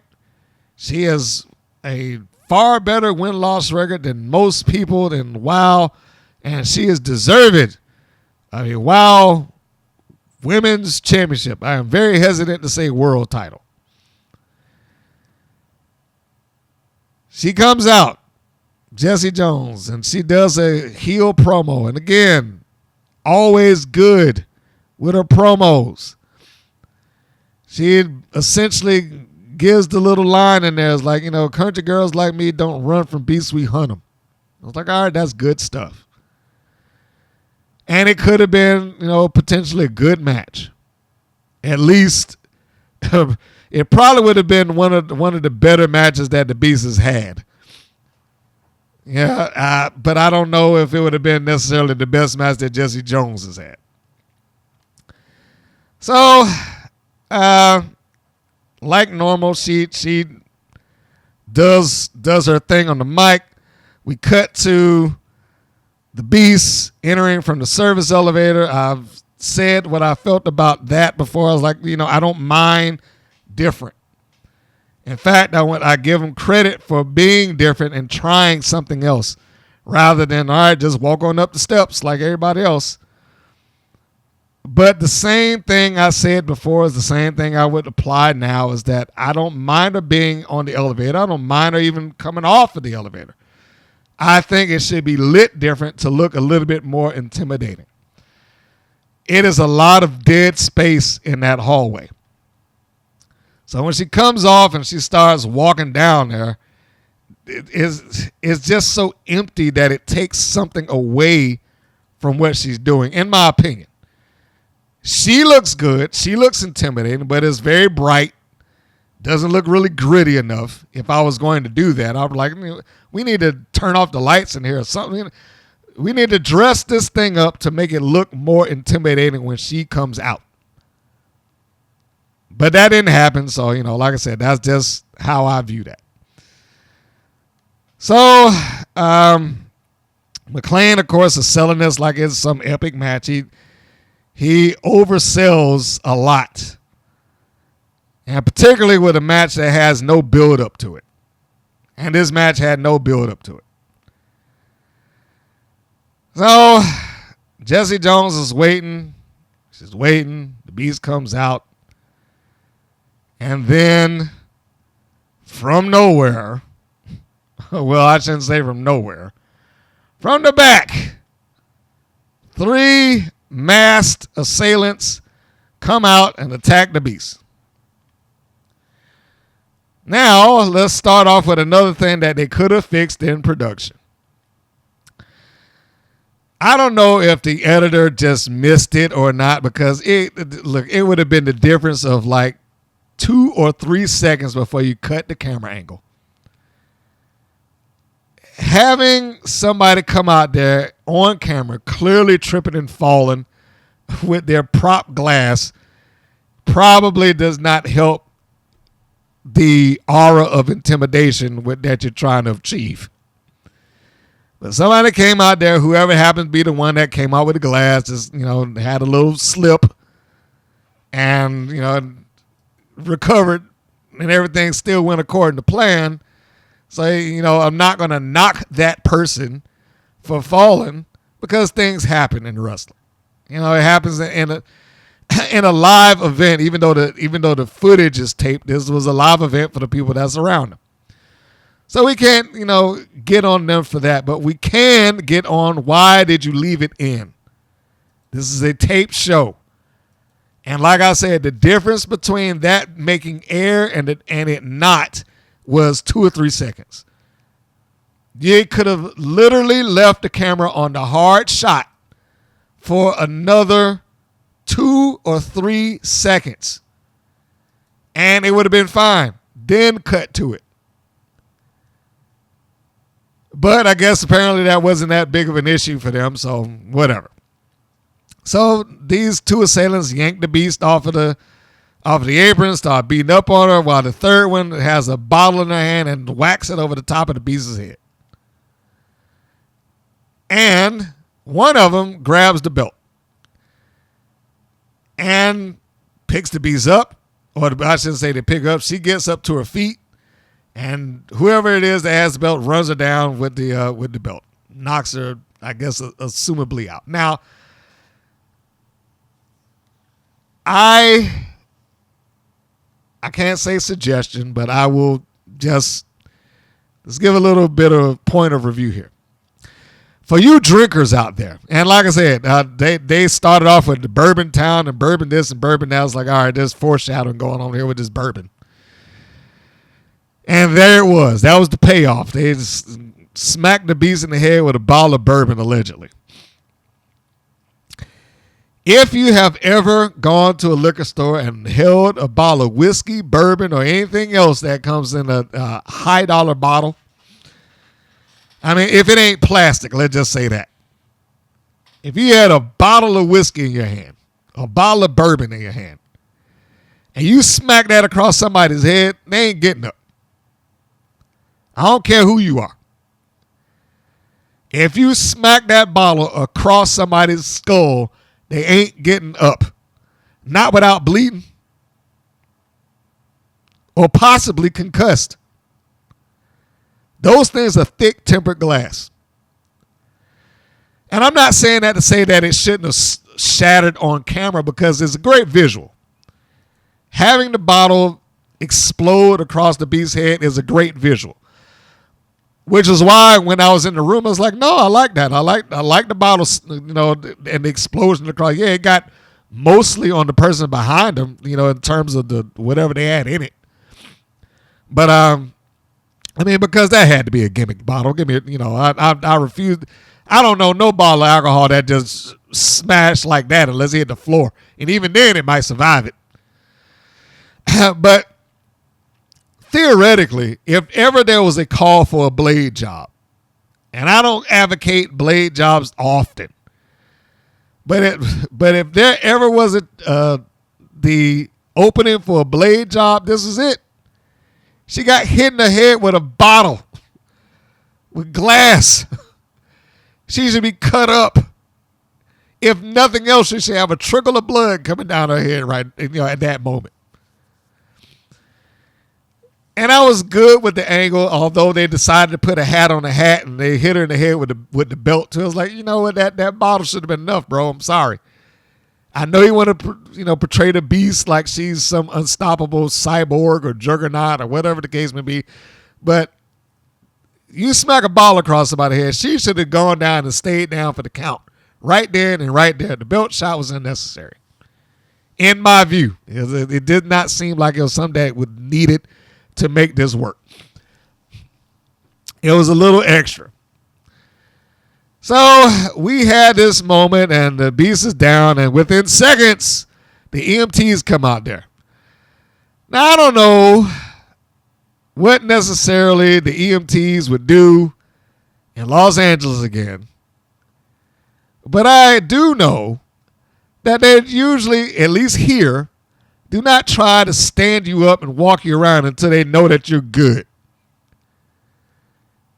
For whatever reasons, they decide, all right, they just immediately go into picking her up and like, all right, let's walk her out of here. Didn't check anything. Just, let's move her to the back. No backboard, no neck brace, no nothing.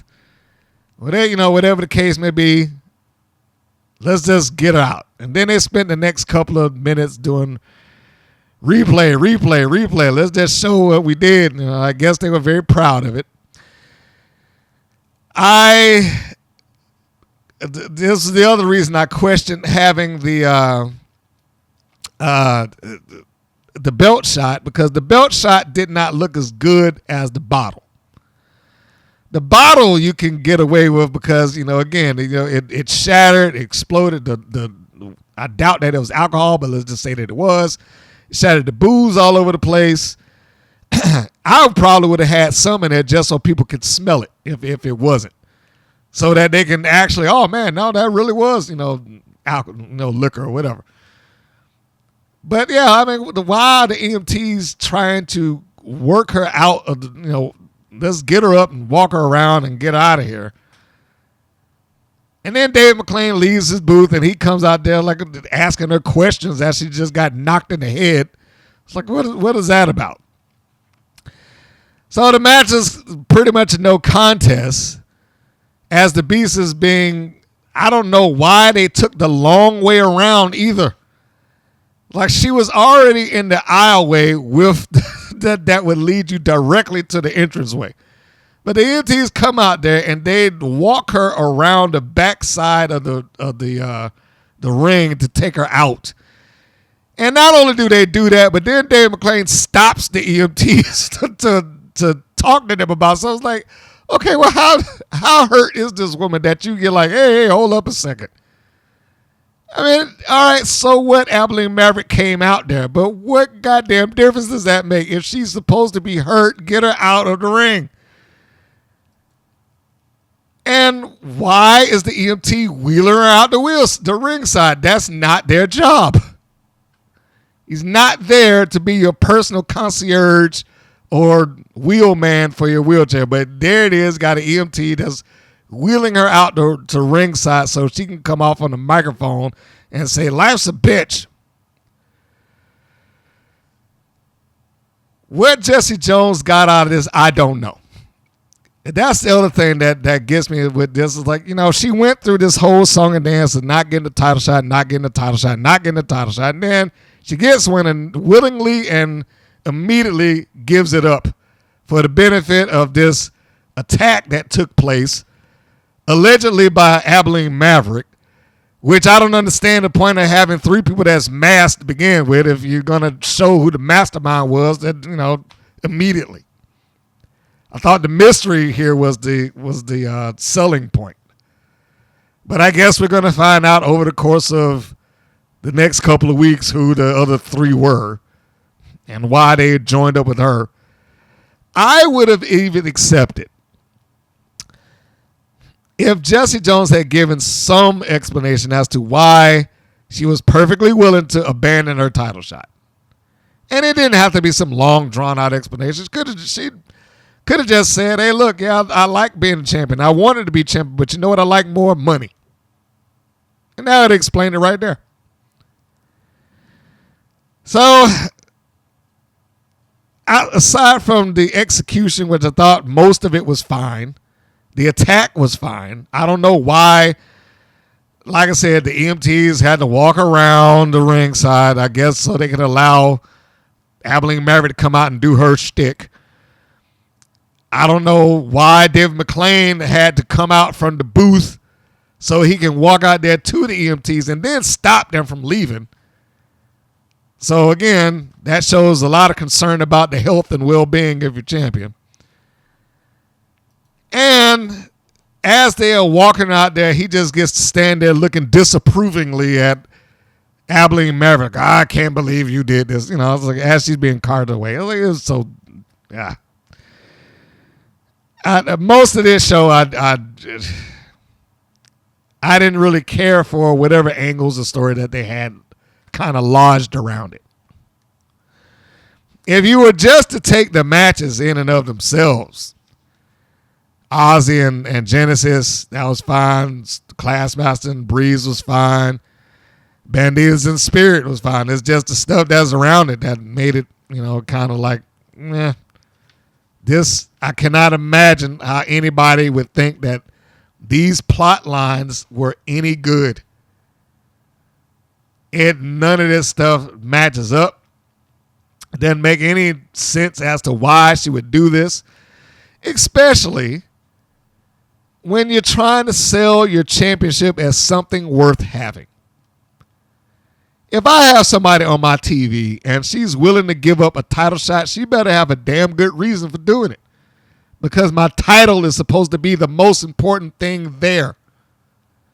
If she's willing to give up the championship match, then it ain't important. It's little things and it's subliminal.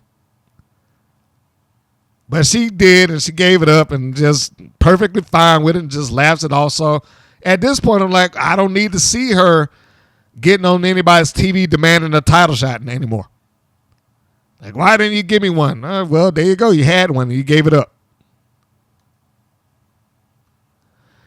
So, I don't know what a lot of this was.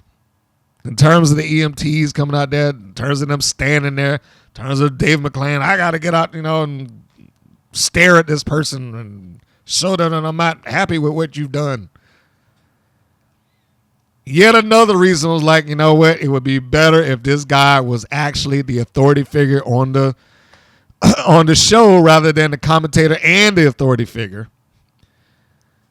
It might give some level of separation as to his duties. But as it is, of course, he's got to get involved some kind of way. Overall, I probably could have skipped this episode. The one thing that I would have told somebody if you asked me was there anything that you should watch, I would say just watch Aussie and Genesis. Don't worry about the promos before it. Just go off of the promo that Genesis does in the ring and watch the match, and that'll probably be entertaining for you. Other than that, I mean, if you were a Jessie Jones fan, this didn't go anywhere. If you were a Beast fan, this didn't go anywhere. And coworkers of mine are already speculating like, oh, well, they must be doing this so they can get the belt off of the Beast without her losing and this, that, and the other. And my immediate response to that was, that might happen, but I am going to just say I hope that it doesn't because we've already gone to this. We've already had this road when she was legitimately hurt. And then they took the belt off of her. So why are we going to fake it and do it again? When somebody should be pinning her so they can get the rub off of this. It could have been Jessie Jones. If anything, it could have been like, if I were going to push or if I was going to have a title change, that would have been the time I would have done it. I have her insist, no, I got my title match. I finally got it after a decade. She's defending it. Otherwise, she forfeits. Give me my match. Give it now or whatever. But like I said, they made it very clear that the title was not important, at least to Jessie Jones in this instance. Whether they explain why it was not important to her, it remains to be seen. I hope that they do. But I have a feeling that it ain't coming. Whatever explanation that I'm looking for, I doubt that is going to happen. Because Wild does not do a good job in explaining much of anything. So we will leave that as it is and leave this episode in the past because it was fine for what it was. I just don't think it had enough logical connection between one thing to the next, including the bad comedy segment, including Jessie Jones giving up her title match, including Genesis and her loss was less egregious than everything else. But those things were like really bad. The poor comedy. The team spirit promo. Jessie Jones giving up a shot. Abilene Maverick showing up out of nowhere. I'm getting even with you for making me lose. Or whatever. All of those things just seem like it could have gone someplace else, but whatever.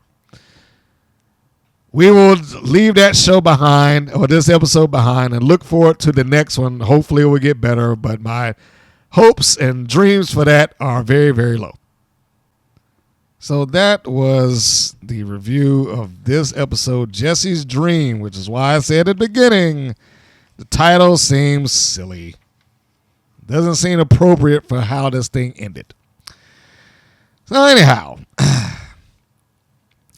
for those of you that are out there that do not get the opportunity to see WOW on your local television broadcast and you more or less depend on this show to be able to organize the segments in the order in which they were aired, or you just want to know what's coming on next because you don't get a chance to see it, this is your chance to hear the preview for the next episode. Now, granted, for some of you out there, by the time you hear this, that episode may have already aired because of the difficulties, the technical difficulties that I've been having. A lot of this output has been slowed down.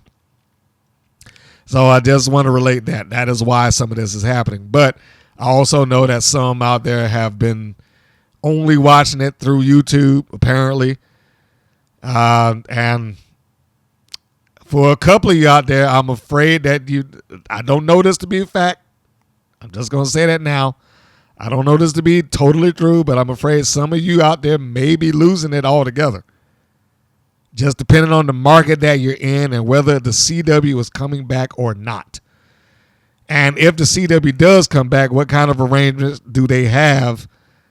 Because theoretically, they would not be obligated to hold on to any shows that are under the Paramount umbrella. In theory. But again, we will see when that happens. So, getting back to the point at hand here.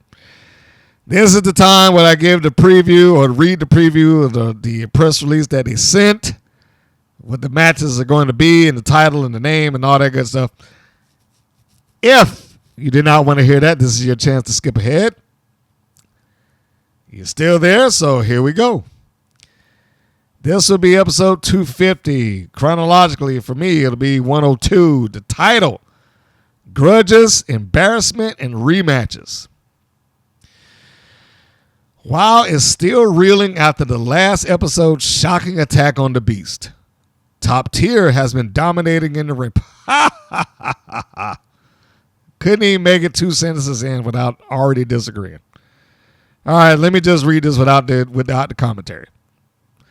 WoW is still reeling after last week's shocking attack on the Beast. Top Tier has been dominating in the ring, but this week they battled the joint forces of Lil J Boogie, Steffi Slays, and Ariel Sky, who are looking to make them pay for their underhanded ways. With Rebel Hayes in her corner, Heavy Metal Sister Fury goes head-to-head against Ice Cold. A highly anticipated rematch between the Bratcats BK Rhythm and Gigi Gianni versus Kara Kai and Tara Strike is slated after the devastating mid-match 6 episodes. Good Lord, what did they? The devastating injury mid-match 6 episodes ago. Okay, anyhow. It's been all over the tabloids. God, I'm sorry. I did not mean to veer off into that, but anyway. It's been all over the tabloids that Lana Starr and her faction seemed to have some embarrassing trouble at their most recent 5-star hotel stay. In our main event, skilled superhero Tormenta faces former Wild World Champion Penelope Pink in a match that is sure to get you out of your seat.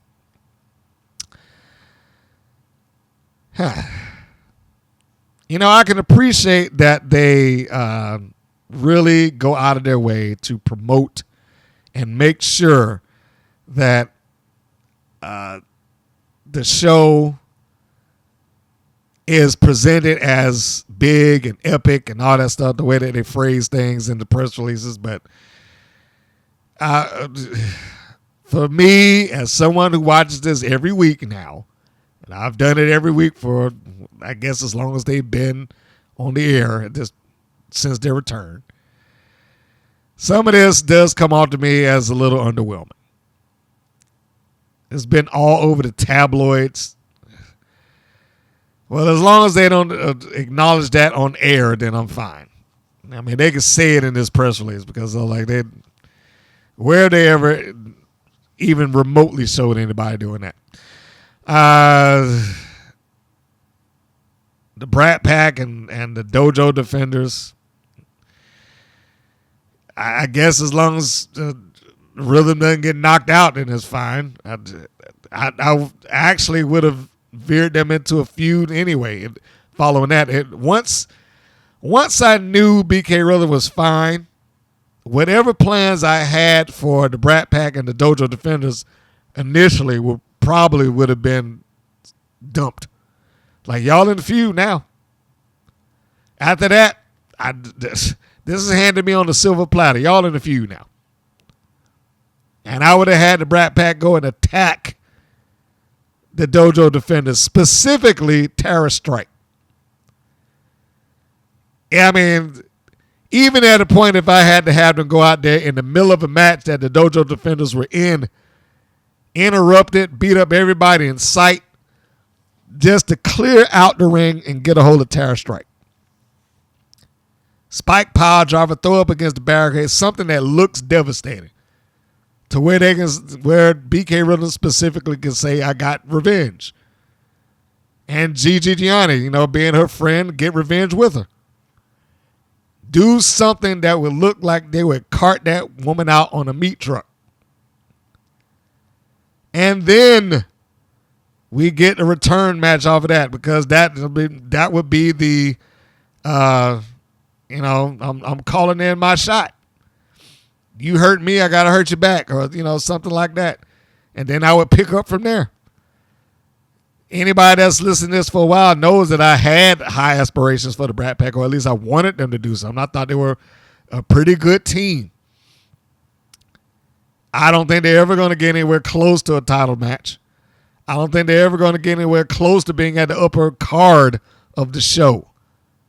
I think whatever it is that they had is what they got right now, and it ain't changing. They've already been slotted as, you guys are just here to have matches and lose. And that's what it's going to be, because when they couldn't get past Jay Boogie for turning on them, I was like, they're done. They're dead in the water. But in top tier, dominating the ring, please. How often do they even, anytime they've wrestled as a group, I think they've lost. Maybe except for once. And all the losses I can remember them having came at the hands of Ariel Sky and whoever she happened to be partnered up with that week. When is this nonsense going to stop? Anyhow. So that was the preview. I'm not going to go off in that now because it just upset me. I'm sure when I watch it, it'll upset me worse. Maybe they'll surprise me. Who knows? But that is where we are with this. That is where the show ends up. And I got my fingers crossed that maybe some of those matches will be a pleasant surprise. And I will turn around and be like, you know what? That wasn't so bad. Time will tell. And in closing, again, if any of this sounds different, because I am at this moment looking through my folders to reacquire the assets that I used when I was making the show originally on the in the other folders that have been kind of, I guess, damaged or ruined or whatever. And I hate that happened. That's just so disappointing. But I am, as stated at the beginning, I am committed to try to make this thing work. And hopefully I will be able to find the bulk of the stuff that I had and be able to get this thing back up and running and a little bit smoother, because that was a lot of the reason that I had it in the folder that I did. All my assets were there. Didn't have to do anything. I just slot things where it had to go. Boom, boom, boom. You're done. Now I got to do it from scratch. So just be patient with me. That's the best I can ask. Be patient with me in case I have some issues there. And the close. Please do all the YouTube stuff. Like, share, subscribe. I appreciate the people that have liked the previous episode to this. I was surprised to see that it had that many. The persons that have reached out, thank you for that as well.